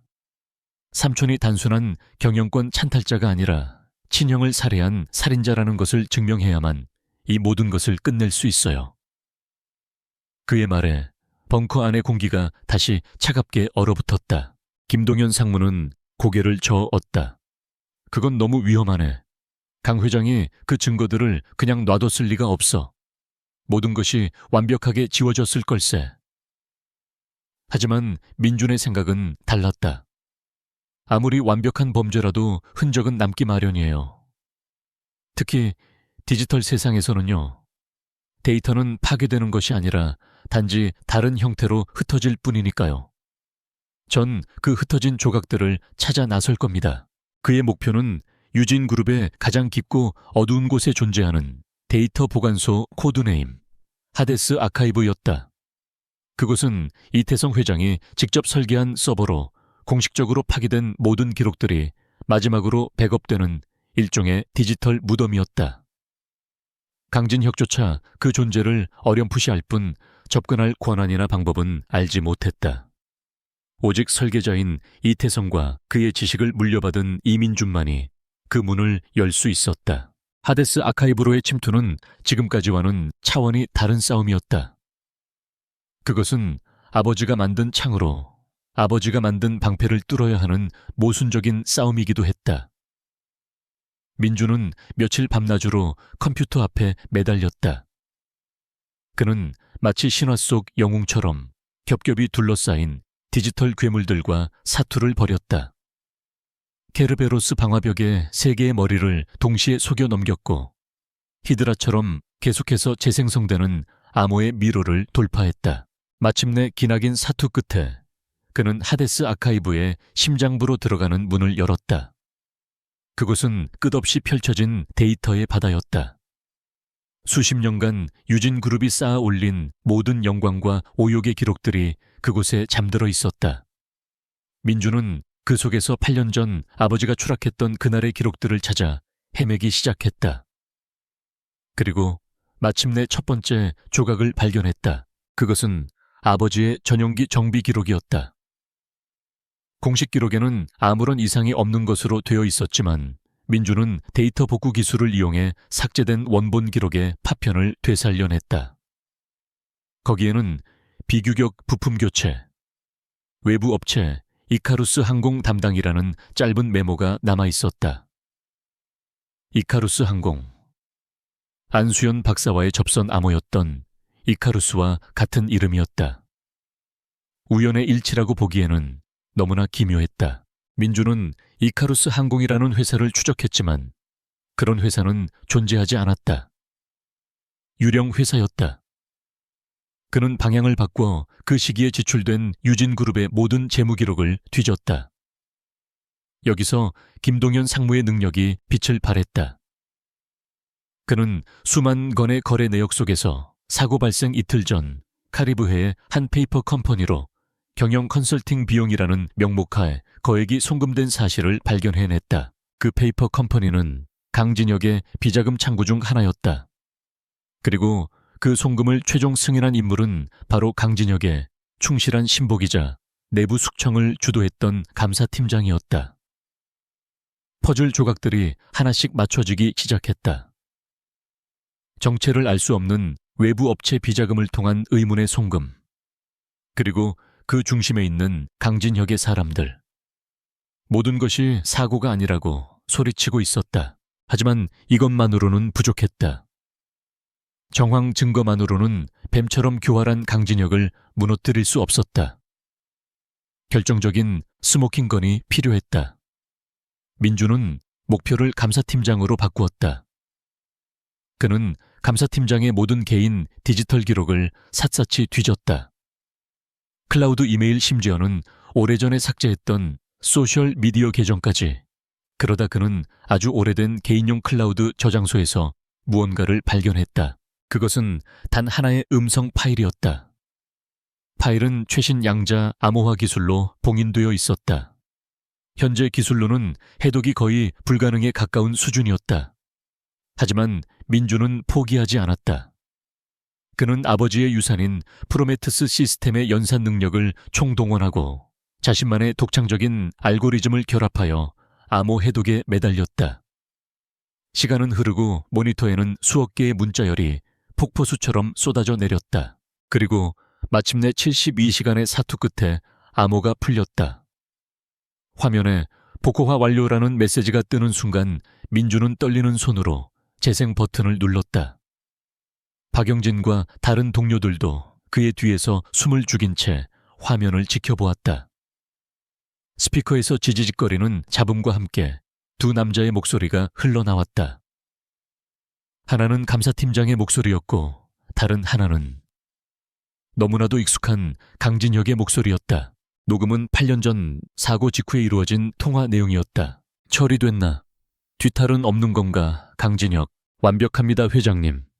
비행기는 흔적도 없이 사라졌고 언론에는 불의의 사고로 보고될 겁니다. 생존자는 없습니다. 감사팀장, 조하. 관련된 자들은 모두 처리하고 자금 흔적도 깨끗하게 지워. 이제부터 유진그룹은 나의 시대가 될 것이다. 강진혁. 짧은 대화였지만 그 안에는 한 인간의 추악한 탐욕과 냉혹한 배신이 고스란히 담겨 있었다. 오랫동안 의심해왔지만 차마 믿고 싶지 않았던 진실이 가장 잔인한 형태로 민준의 고막을 파고들었다. 아버지는 사고로 돌아가신 것이 아니었다. 자신의 동생에게 가장 믿었던 혈육에게 살해당한 것이었다. 음성 파일이 끝나고 벙커 안에는 무거운 침묵만이 흘렀다. 박영진은 비통한 표정으로 눈을 감았고 안수연과 김동현은 할 말을 잃은 채 굳어 있었다. 민주는 미동도 없이 자리에 앉아 있었다. 그의 얼굴에는 어떠한 감정도 드러나지 않았다. 하지만 그의 두 눈에서는 뜨거운 눈물이 뺨을 타고 흘러내리고 있었다. 슬픔과 분노가 뒤섞인 침묵의 눈물이었다. 그는 조용히 녹음 파일을 자신의 개인 서버에 백업했다. 그리고 마침내 그는 자리에서 일어났다. 그는 창가로 다가가 칠흑 같은 밤하늘을 바라보았다. 그의 작은 실루엣은 더 이상 복수를 꿈꾸는 어린아이가 아니었다. 그는 이제 살인자를 심판대에 세워야 하는 무거운 운명을 짊어진 심판관이었다. 그의 마음속에서 어렸던 자신은 죽고 새로운 무언가가 태어나고 있었다. 더 차갑고 더 단단하고 더 무서운 존재가. 아버지의 죽음에 대한 끔찍한 진실을 확인한 그날 이후 이민주는 변했다. 그의 눈에서는 어린아이 같은 순수함이 완전히 사라지고 그 자리에는 나이를 가늠할 수 없는 깊은 심연과 차가운 결의가 자리 잡았다. 그는 더 이상 말을 아꼈고 식사도 거른 채 밤낮으로 컴퓨터 앞에만 앉아 있었다. 그의 침묵은 안전가옥 전체를 무겁게 짓눌렀고 동료들은 그런 그를 안타깝고 불안한 시선으로 지켜볼 뿐이었다. 한편 강진혁 역시 지옥 같은 나날을 보내고 있었다. 아폴론 프로젝트의 실패로 그의 리더십은 뿌리째 흔들렸고 그룹 내부에서는 그의 퇴진을 요구하는 목소리가 공공연하게 터져나오기 시작했다. 고용한 용병 해커들은 엄청난 돈을 쏟아부었음에도 불구하고 여전히 프로메테스의 꼬리조차 잡지 못했다. 그는 사방이 벽으로 막힌 도간에 갇힌 쥐 신세였다. 그의 불안감은 극에 달했다. 그는 자신의 집무실에서 밤늦게까지 홀로 술을 마시며 8년 전 형의 사진을 노려보았다. 사진 속의 형은 온화하게 웃고 있었지만 강진혁의 눈에는 그 미소가 자신을 비웃는 것처럼 보였다. 형, 죽어서도 나를 이렇게 괴롭히는군. 하지만 괜찮아. 내가 형의 아들놈까지 곧 당신 곁으로 보내줄 테니. 그는 술잔을 벽에 던지며 섬뜩하게 중얼거렸다. 궁지에 몰린 쥐는 고양이를 무는 법이다. 강진혁은 더 이상 수비적인 자세로는 이길 수 없다는 것을 깨달았다. 디지털 세상에서 유령을 잡을 수 없다면 그 유령을 현실 세계로 끌어내야만 했다. 그는 자신의 가장 충실한 사냥개인 감사팀장을 비밀리에 호출했다. 그리고 역사상 가장 교활하고 잔인한 덫을 놓을 계획을 세우기 시작했다. 그놈이 가장 원하는 게 뭐라고 생각하나? 강진혁이 물었다. 감사팀장은 잠시 생각하더니 대답했다. 복수, 그리고 아버지의 명예 회복일 겁니다. 강진혁은 고개를 저었다. 아니, 그보다 더 원초적인 것이 있다. 바로 희망이지. 죽은 줄 알았던 아버지가 살아있다는 희망. 우리는 그놈에게 그 희망을 미끼로 던져줄 것이다. 그의 눈이 뱀처럼 번뜩였다. 그들의 계획은 치밀하고 악랄했다. 우선 그들은 과거 비리 혐의로 의사 면허를 박탈당한 한 의사를 매수했다. 그리고 그 의사의 이름으로 이태성 회장이 8년간 식물인간 상태로 비밀 병원에 입원해 있었다는 가짜 의료 기록을 완벽하게 조작했다. 뇌파 기록 심박수 투약 내역까지 그 어떤 전문가가 보더라도 의심할 여지가 없을 정도로 정교하게 만들어냈다. 다음으로 그들은 이태성 회장과 체격이 비슷한 대역을 구해 병실에 누워있는 모습을 멀리서 촬영했다. 사진은 의도적으로 초점을 흐리고 해상도를 낮추어 얼굴을 명확히 알아볼 수 없게 만들었다. 하지만 그 모습은 아버지를 그리워하는 아들의 마음을 흔들기에는 충분했다. 그들은 이 모든 자료들을 진실을 밝히고 싶은 내부 고발자를 위장하여 다크웹의 한 정보 사이트에 업로드했다. 마지막으로 강진혁은 가장 결정적인 미끼를 던졌다. 그는 자신의 집무실에 도청장치가 있을 가능성을 염두에 두고 일부러 감사팀장과 대화를 나눴다. 그 환자 슬슬 다른 곳으로 옮겨야겠어. 꼬리가 너무 길어지면 곤란해. 마치 이태성 회장의 존재를 감추기 위해 안간힘을 쓰는 것처럼 연기한 것이다. 그는 이민준이 이 대화를 엿듣고 정보의 신빙성을 확신하게 될 것이라고 계산했다. 강진혁이 설계한 덫은 완벽해 보였다. 그는 이민준이 이 미끼를 무는 순간 그가 숨어있는 위치를 파악하고 그가 아버지를 구하기 위해 모습을 드러내는 순간을 덮쳐 모든 것을 끝내낼 작정이었다. 비밀 병원으로 위장한 장소에는 이미 그의 사병들과 용병들이 소굴을 치고 먹잇감을 기다리고 있었다. 얼마 후 강진혁의 예상대로 미끼는 거대한 파장을 일으켰다. 이민준의 24시간 감시 시스템이 다크웹에 올라온 정보를 포착한 것이다. 유진그룹 이태성 회장 8년간 생존이라는 충격적인 제목과 함께 제시된 의료 기록과 사진들. 안전가옥의 벙커는 발칵 뒤집혔다. 특히 박영진 이사는 그 정보를 확인하는 순간 이성을 잃고 말았다. 회장님께서 살아계셨다니. 박영진은 모니터를 붙잡고 오열했다. 8년간 가슴에 묻어두었던 주근에 대한 그리움과 죄책감이 한꺼번에 터져 나왔다. 그는 당장이라도 달려가 회장을 구해내야 한다며 흥분했다. 김동현 상무와 안수연 박사 역시 충격과 희망이 뒤섞인 표정으로 어쩔 줄 몰라 했다. 하지만 이민준만은 침착했다. 그는 기쁨이나 슬픔이 아닌 극도의 냉정함으로 화면에 떠있는 데이터들을 분석하고 있었다. 그의 머릿속은 복잡한 계산으로 가득 찼다. 정보가 너무 완벽했다. 발견된 과정 또한 너무나 순조로웠다. 마치 누군가 자 여기 네가 원하는 정보가 있으니 어서 와서 가져가라고 말하는 것만 같았다. 그의 직감이 위험 신호를 보내고 있었다. 당장 가야 하네. 민준아 회장님을 구출할 계획을 세워야 해. 박영진이 민준의 팔을 붙잡고 애원하듯 말했다. 그의 눈은 붉게 충혈되어 있었다. 민준은 그런 박영진을 차갑게 뿌리치며 말했다. 아니요, 갈 수 없어요. 이건 함정일 가능성이 높아요. 그의 말에 벙커 안의 동료들은 모두 경악했다.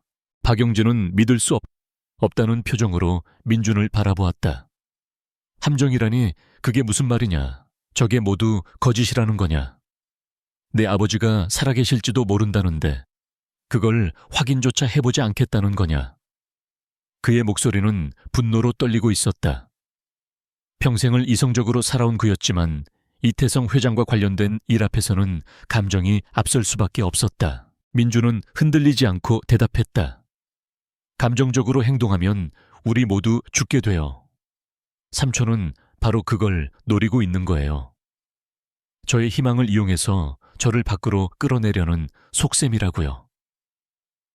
그의 냉정한 분석에 안수연 박사와 김동현 상무도 잠시 혼란에 빠졌다. 누구의 말이 옳은 것인가?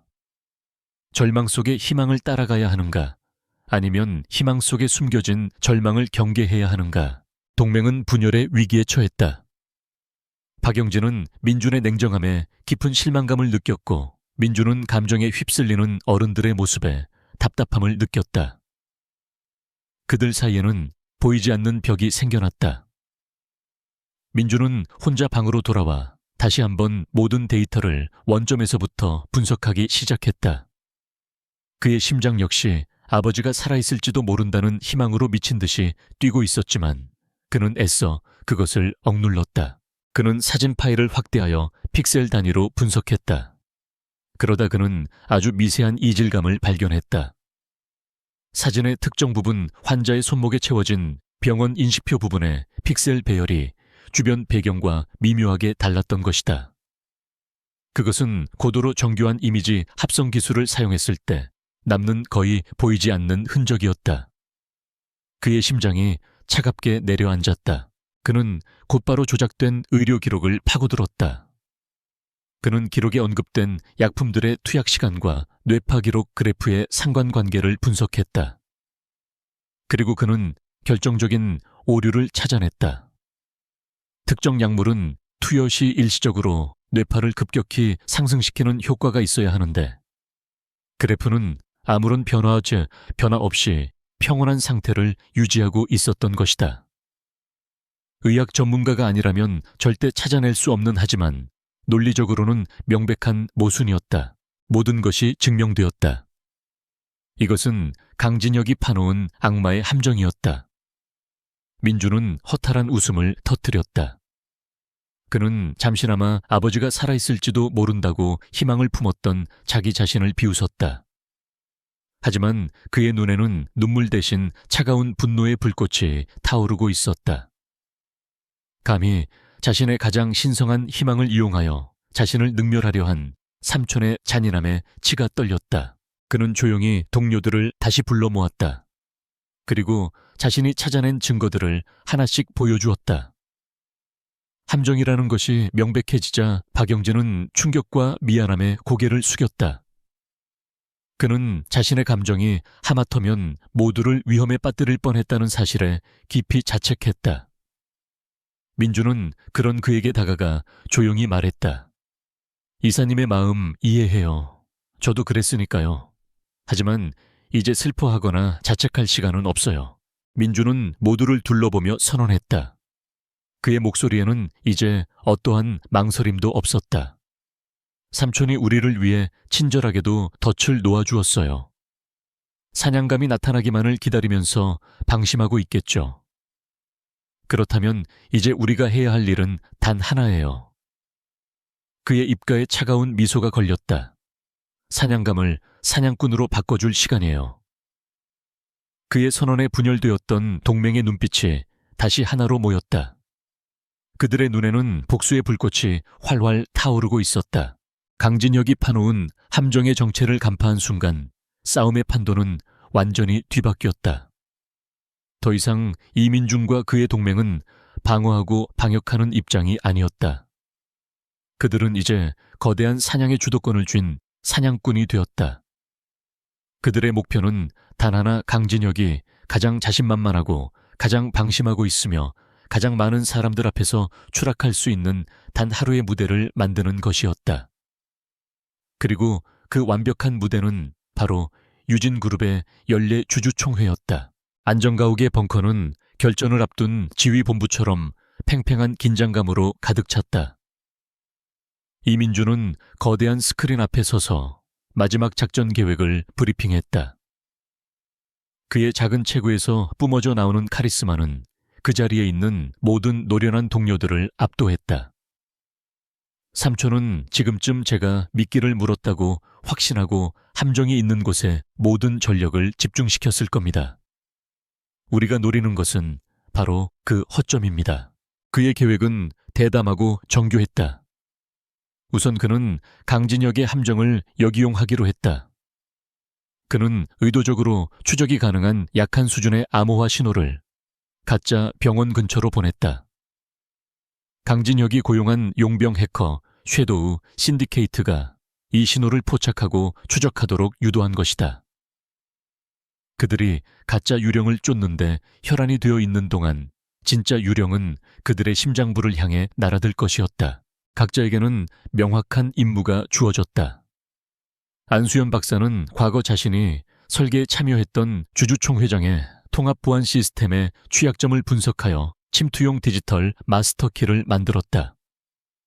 김동현 상무는 강진혁의 모든 비자금 내역과 횡령 증거를 담은 프레젠테이션 파일을 완성하고 해외의 주요 투자자들과 언론사 기자들에게 익명으로 주주총회를 주목하라는 메시지를 보냈다. 박영진 이사는 만일의 사태에 대비해 현장 주변의 통신망을 교란하고 탈출로를 확보하는 역할을 맡았다. 그리고 마침내 운명의 날이 밝았다. 유진그룹의 주주총회가 열리는 컨벤션 홀은 수많은 주주들과 투자자 그리고 기자들로 인산인해를 이루었다. 홀 안의 공기는 무거웠다. 실패로 끝난 M&A와 계속되는 루머들로 인해 주주들의 표정은 어두웠고 그들의 시선은 곧 연단에 오를 강진혁에게 의심과 불만으로 가득 차 있었다. 바로 그 시각 주주총회장으로 향하는 차 안에서 강진혁은 한 통의 보고를 받았다. 프로메테스의 신호가 목표 지점 근처에서 포착됨.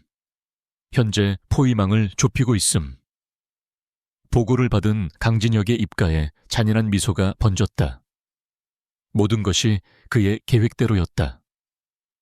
그는 오늘 자신에게 반기를 들었던 성가신 조카를 제거하고 동시에 주주들 앞에서 자신의 건재함을 과시하며 모든 위기를 잠재울 생각이었다. 자신감에 가득 찬 발걸음으로 연단에 오른 강진혁은 좌중을 향해 고개를 숙였다. 그리고 준비된 연설을 시작했다. 그는 최근의 위기에 대해 유감을 표하면서도 이 모든 것이 유진그룹을 흔들려는 외부 세력의 음해일 뿐이라며 주주들을 안심시켰다.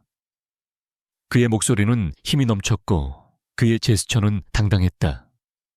그는 자신이 여전히 이 거대한 제국의 절대적인 왕이라는 것을 보여주고 있었다. 강진혁이 유진그룹의 미래 비전을 역설하며 연설의 클라이맥스로 치닫고 있을 때였다. 그가 연설 내용을 보기 위해 바라보던 연단 위에 텔레프롬프터 화면이 갑자기 바뀌었다. 화면에는 단 한 줄의 문장이 섬뜩하게 떠 있었다. 아버지를 죽인 기분이 어때요? 삼촌. 그 문장을 보는 순간 강진혁의 온몸이 얼어붙었다. 그의 등줄기로 식은땀이 흘러내렸다. 그것은 시작에 불과했다. 호란의 모든 조명이 일제히 깜빡거리기 시작했고 강진혁의 뒤편에 있던 거대한 메인 스크린이 지지직거리며 검게 변했다. 장내가 술렁이기 시작했다. 강진혁은 애써 태어난 척하며 소리쳤다. 기술적인 문제인 것 같군. 금방 복구될 것이니 모두 자리에 앉아주시오. 하지만 그의 목소리는 미세하게 떨리고 있었다. 잠시 후 스크린은 다시 켜졌다. 하지만 화면에 나타난 것은 유진그룹의 로고가 아니었다. 화면에는 김동연 상무가 작성했던 강진혁의 비자금 흐름을 보여주는 도표가 나타났다. 수십 개의 페이퍼 컴퍼니를 통해 천문학적인 돈이 어떻게 그의 개인 금고로 흘러 들어갔는지가 적나라하게 폭로되었다. 호란은 순식간에 아수라장이 되었다. 주주들은 고함을 질렀고 기자들의 카메라 플래시는 미친 듯이 터져 나왔다. 강진혁은 이성을 잃고 소리쳤다. 거짓이다. 전부 조작된 것이다. 당장 저 화면을 꺼. 보안 요원들이 허둥지둥 달려왔지만 그들이 할 수 있는 것은 아무것도 없었다. 중앙통제 시스템은 이미 완벽하게 장악당한 후였다.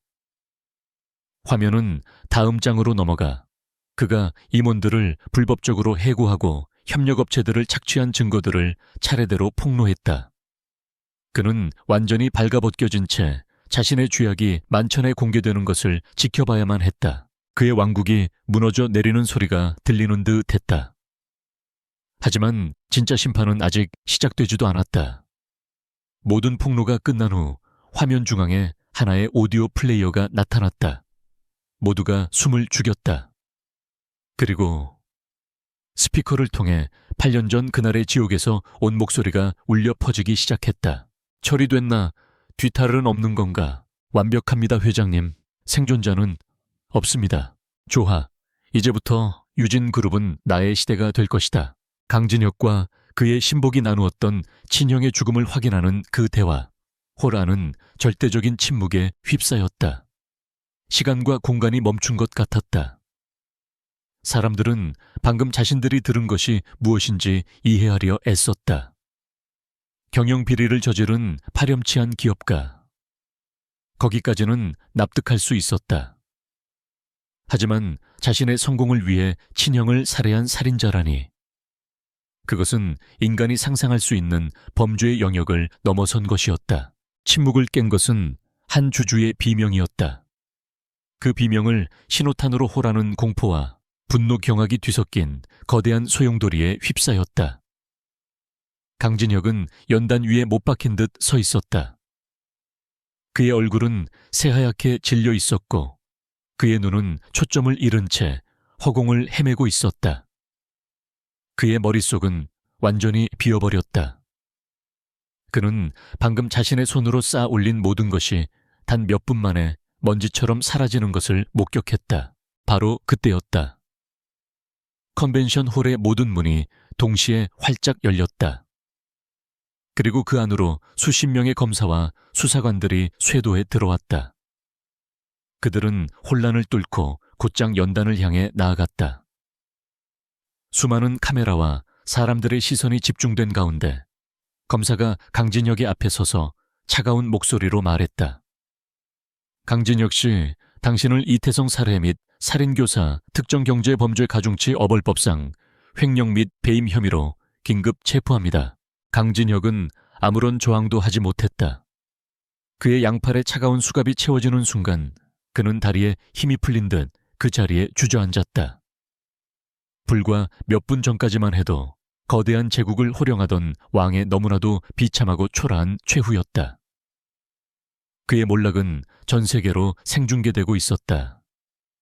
안전가옥 벙커에서 이민주는 그 모든 광경을 조용히 지켜보고 있었다. 그의 눈에서는 마침내 뜨거운 눈물이 흘러내렸다. 8년간의 길고 외로웠던 싸움이 마침내 끝나는 순간이었다. 강진혁의 시대는 그렇게 허무하고도 극적으로 막을 내렸다.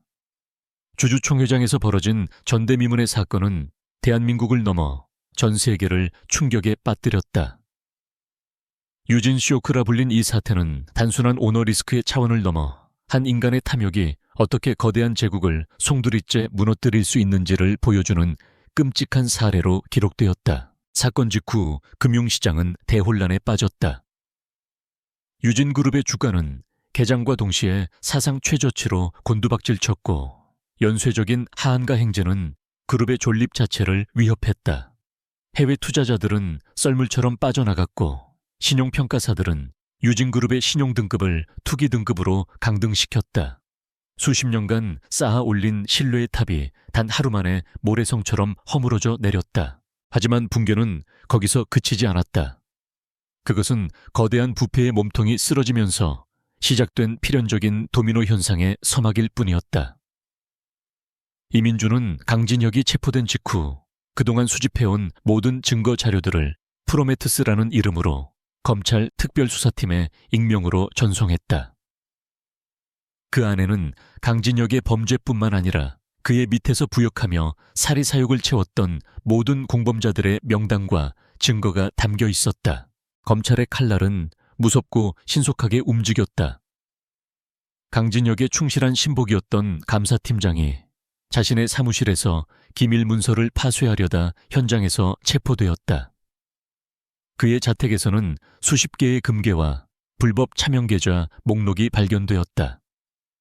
그를 시작으로 강진혁의 비자금을 관리했던 재무임원들, 내부 숙청에 가담했던 인사팀 간부들, 그리고 그에게 불법적인 로비를 받은 정관계 인사들까지 줄줄이 쇠고랑을 찼다. 강진혁이 고용했던 용병 해커 집단, 섀도우 신디케이트 역시 비참한 최후를 맞았다.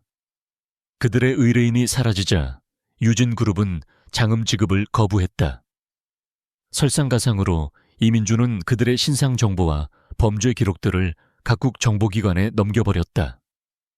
국제적인 수배령이 내려지자 어둠의 세계를 주름잡던 그들은 뿔뿔이 흩어져 도망자 신세가 되었다. 거대한 제국 유진은 선장을 잃고 암초에 부딪힌 난파선처럼 표류하기 시작했다.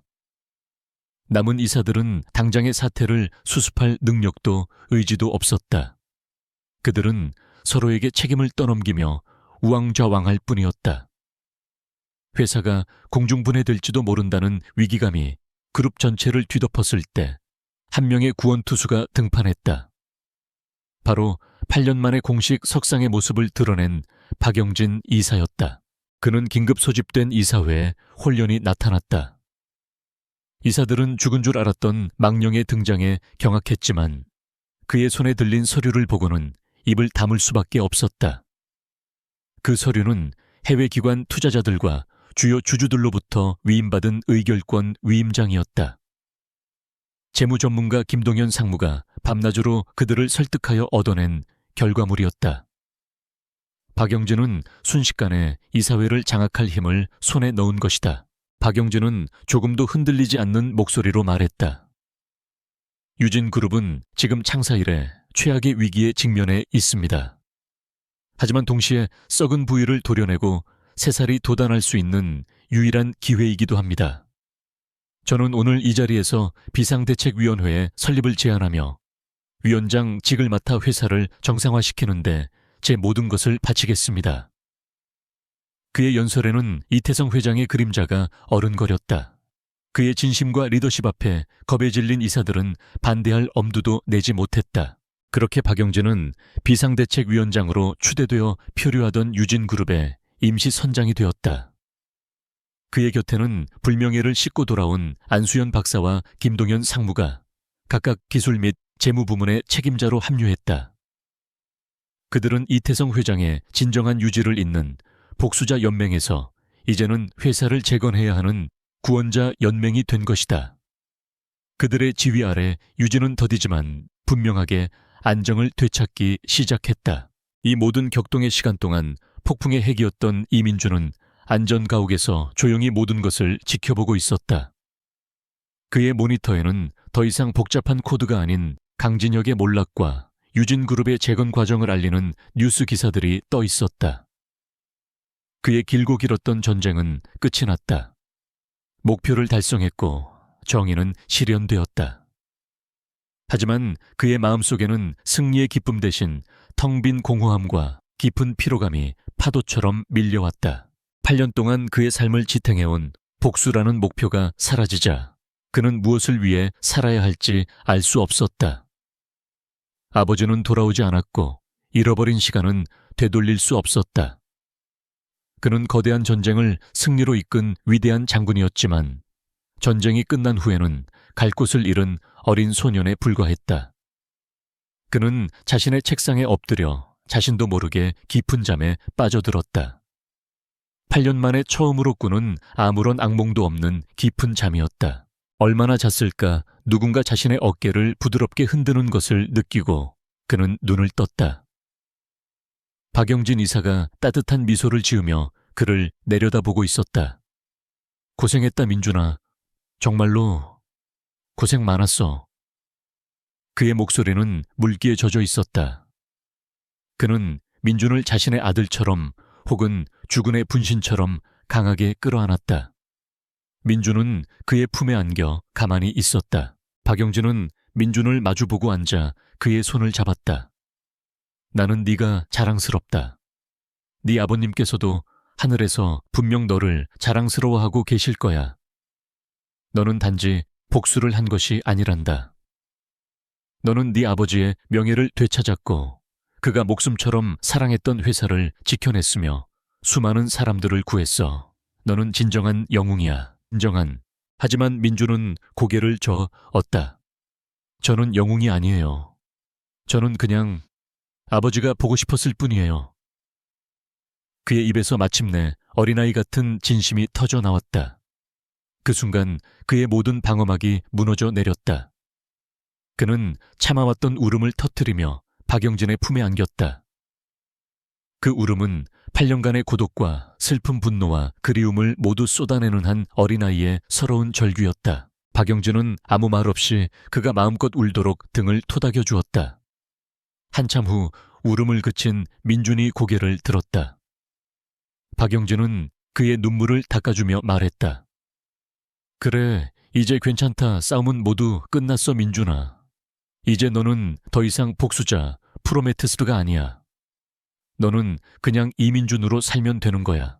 학교에 가고 친구를 사귀고 가끔은 철없는 장난도 치면서 말이야. 그는 민준을 데리고 창가로 갔다. 창밖으로는 새로운 아침의 여명이 밝아오고 있었다. 밤새 내리던 비는 그치고 구름 사이로 눈부신 햇살이 쏟아져 내리고 있었다. 민준은 그 햇살을 바라보았다. 지난 8년간 그가 보아온 것은 어두운 모니터 불빛뿐이었다. 저렇게 따뜻하고 밝은 진짜 햇살을 본 것이 얼마만인지 기억나지 않았다. 그의 마음속에도 아주 오랜만에 따뜻한 빛이 스며드는 것 같았다.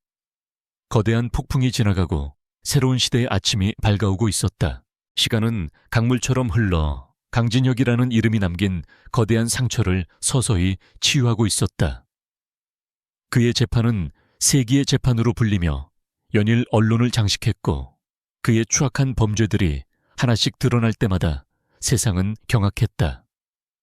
결국 그는 법의 가장 엄중한 심판을 받아 무기징역을 선고받고 역사의 어두운 뒷골목으로 영원히 사라졌다. 그 사이 유진그룹은 박영진 비상대책위원장의 지휘 아래 놀라운 속도로 안정을 되찾고 있었다. 그는 강진혁이 남긴 부패의 고리를 모두 끊어내고 투명하고 윤리적인 경영 시스템을 도입했다. 안수연 박사는 신기술 개발을 이끌며 그룹의 미래를 밝혔고 김동현 상무는 재무구조를 혁신하여 시장의 신뢰를 회복했다. 그들의 헌신 덕분에 침몰하던 거함 유지는 다시 한번 미래를 향한 돛을 올릴 수 있었다. 모든 것이 제자리를 찾아가는 것처럼 보였다. 하지만 이민준의 시간은 여전히 8년 전 그날에 멈춰 있었다. 그는 더 이상 복수심에 불타지 않았지만 그렇다고 미래를 향해 나아가지도 못했다. 그는 학교에 가는 대신 안전가옥에 남아 컴퓨터를 들여다보며 시간을 보냈다. 박영진은 그런 그를 안타깝게 지켜보며 언젠가 아이의 마음속 얼음이 녹아내리기만을 간절히 바랄 뿐이었다. 그러던 어느 날 박영진의 개인 전화로 한 통의 낯선 전화가 걸려왔다. 강원도의 한적한 곳에 위치한 요양병원의 원장이라고 자신을 소개한 남자였다. 그는 조심스러운 목소리로 믿을 수 없는 이야기를 시작했다. 8년 전 인근 산에서 비행기 추락 사고에 유일한 생존자가 발견되었는데 신원을 확인할 수 없는 그 남자가 최근 기적적으로 오랜 코마 상태에서 깨어났다는 것이었다. 그 환자분은 기억을 거의 잃으신 상태입니다. 하지만 최근 유진그룹 사태에 대한 뉴스를 보시더니 민준, 내 아들이라는 말을 처음으로 하셨습니다. 혹시나 하는 마음에 돌아가신 이태성 회장님의 사진과 대조해 보았는데 너무나도 닮아서 신뢰를 무릅쓰고 연락을 드렸습니다. 원장의 말에 박영진은 온몸의 피가 멎는 듯한 충격을 받았다. 그는 떨리는 손으로 전화를 끊고 곧장 민준에게 달려갔다. 그는 희망과 불안이 뒤섞인 목소리로 모든 사실을 설명했다. 이야기를 듣는 민준의 표정은 아무런 변화가 없었다. 하지만 그의 눈동자는 지진이라도 일어난 듯 격렬하게 흔들리고 있었다. 아버지가 살아계실지도 모른다. 그 생각은 너무나도 달콤했지만 동시에 지난번 함정의 기억처럼 너무나도 두려운 것이었다. 그들은 다음 날 새벽 해가 뜨기도 전에 강원도를 향해 차를 몰았다. 차 안에서는 아무런 대화도 오가지 않았다. 두 사람은 각자 마음속에서 희망과 절망 사이를 수없이 오가며 신에게 기도하고 또 기도했다. 몇 시간 후 그들은 안개에 휩싸인 깊은 산속에 자리한 요양병원에 도착했다. 병원 원장이 초조한 얼굴로 그들을 맞이했다. 이쪽입니다. 원장은 그들을 병원의 가장 조용한 별관으로 안내했다. 복도를 걷는 한 걸음 한 걸음이 청은망은처럼 무겁게 느껴졌다. 마침내 그들은 한 병실 문 앞에 멈춰 섰다. 원장은 심호흡을 한 번 하고 조용히 문을 열었다. 민주는 차마 안을 들여다볼 용기가 나지 않아 눈을 감았다. 회장님, 박영진의 목소리가 울음에 젖어 떨려왔다. 그 소리에 민주는 번개라도 맞은 것처럼 번쩍 눈을 떴다. 병실 안창가에 앉아 바깥 풍경을 멍하니 바라보고 있는 한 남자의 뒷모습이 보였다. 많이 야위고 머리에는 희끗희끗한 서리가 내렸지만 그 뒷모습은 민준의 기억 속에 각인된 아버지의 모습 그대로였다. 남자가 천천히 고개를 돌렸다. 그의 얼굴에는 8년이라는 세월의 고통이 깊게 새겨져 있었다. 그는 먼저 박영진을 보고 희미하게 눈을 깜빡였다. 어렴풋이 기억나는 얼굴인 듯했다. 그리고 그의 시선이 박영진의 뒤에 서 있는 작은 아이에게로 향했다. 그 순간 남자의 텅 비어있던 눈동자에 아주 오랜만에 총기와 생기가 돌아왔다. 시간과 공간이 멈췄다. 빼줘, 민준아. 아버지의 목소리였다. 비록 힘없이 갈라졌지만 세상 그 무엇과도 바꿀 수 없는 따뜻하고 다정한 아버지의 목소리였다. 그 한마디에 이민준의 마음을 짓누르던 모든 것들이 눈 녹듯 사라졌다. 그는 더 이상 천재 해커도 냉철한 복수자도 아니었다. 그는 아버지를 되찾은 세상에서 가장 행복한 8살 소년일 뿐이었다. 아빠 민주는 목이 터져라 외치며 아버지에게 달려갔다. 그는 아버지의 품에 얼굴을 묻고 어린아이처럼 엉엉 울었다. 이태성은 그런 아들을 말없이 끌어안았다. 그의 눈에서도 뜨거운 눈물이 뺨을 타고 흘러내렸다. 8년이라는 기나긴 어둠의 터널을 지나 두 부자는 마침내 기적처럼 다시 만난 것이다. 박영진은 그 광경을 보며 조용히 뒤돌아 감사의 눈물을 닦았다. 이태성 회장의 생화는 강진혁의 체포보다 더 큰 충격을 세상에 안겨주었다. 죽은 자의 귀환. 그것은 한편의 영화와도 같은 이야기였다. 그는 병원에서 퇴원한 후 박영진과 민준 그리고 다른 동료들과 함께 유진그룹으로 돌아왔다. 그의 복귀는 곧 새로운 시대의 개막을 알리는 신호탄이었다. 그는 공식 기자회견을 열고 자신의 아들 이민준이 어떻게 자신과 회사를 구했는지를 세상에 밝혔다. 그리고 그는 유진그룹의 새로운 비전을 선포했다. 과거의 유진그룹이 이익과 성장을 추구했다면 미래의 유진그룹은 기술을 통해 사람을 존중하고 사회에 기여하는 기업이 될 것입니다. 우리는 탐욕이 아닌 책임감으로 회사를 이끌어 나갈 것입니다. 그의 선언에 모든 국민들은 아낌없는 박수와 지지를 보냈다. 1년 후 유진그룹은 이태성 회장의 리더십 아래 완벽하게 부활했다.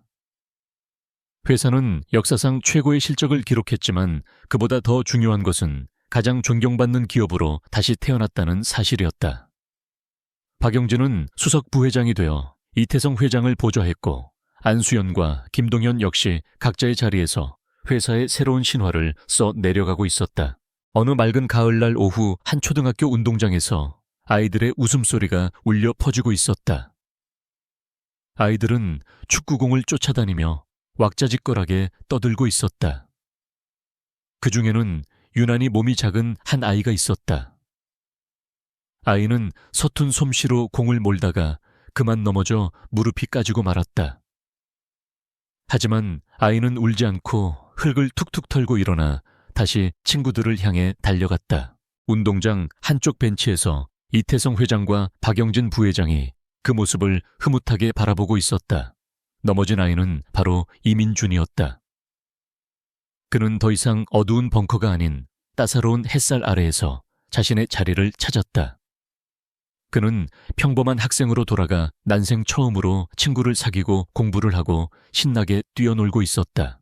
축구 시합이 끝나고 민주는 땀에 젖은 얼굴로 아버지에게 달려왔다. 아빠, 저 오늘 한 골 넣었어요. 그는 세상을 다 가진 것처럼 자랑스럽게 외쳤다. 이태성은 그런 아들을 따뜻하게 안아주며 머리를 쓰다듬었다. 우리 아들 정말 멋지구나. 세상에서 최고야. 민주는 아버지의 품에 안겨 운동장 건너편에서 손을 흔드는 친구들을 향해 환하게 웃었다. 그것은 복수자의 차가운 미소가 아닌 지난 8년간 잃어버렸던 순수하고 행복한 어린아이의 미소였다. 길고 길었던 어둠의 밤은 끝나고 마침내 그의 인생에도 찬란한 여명이 밝아오고 있었다.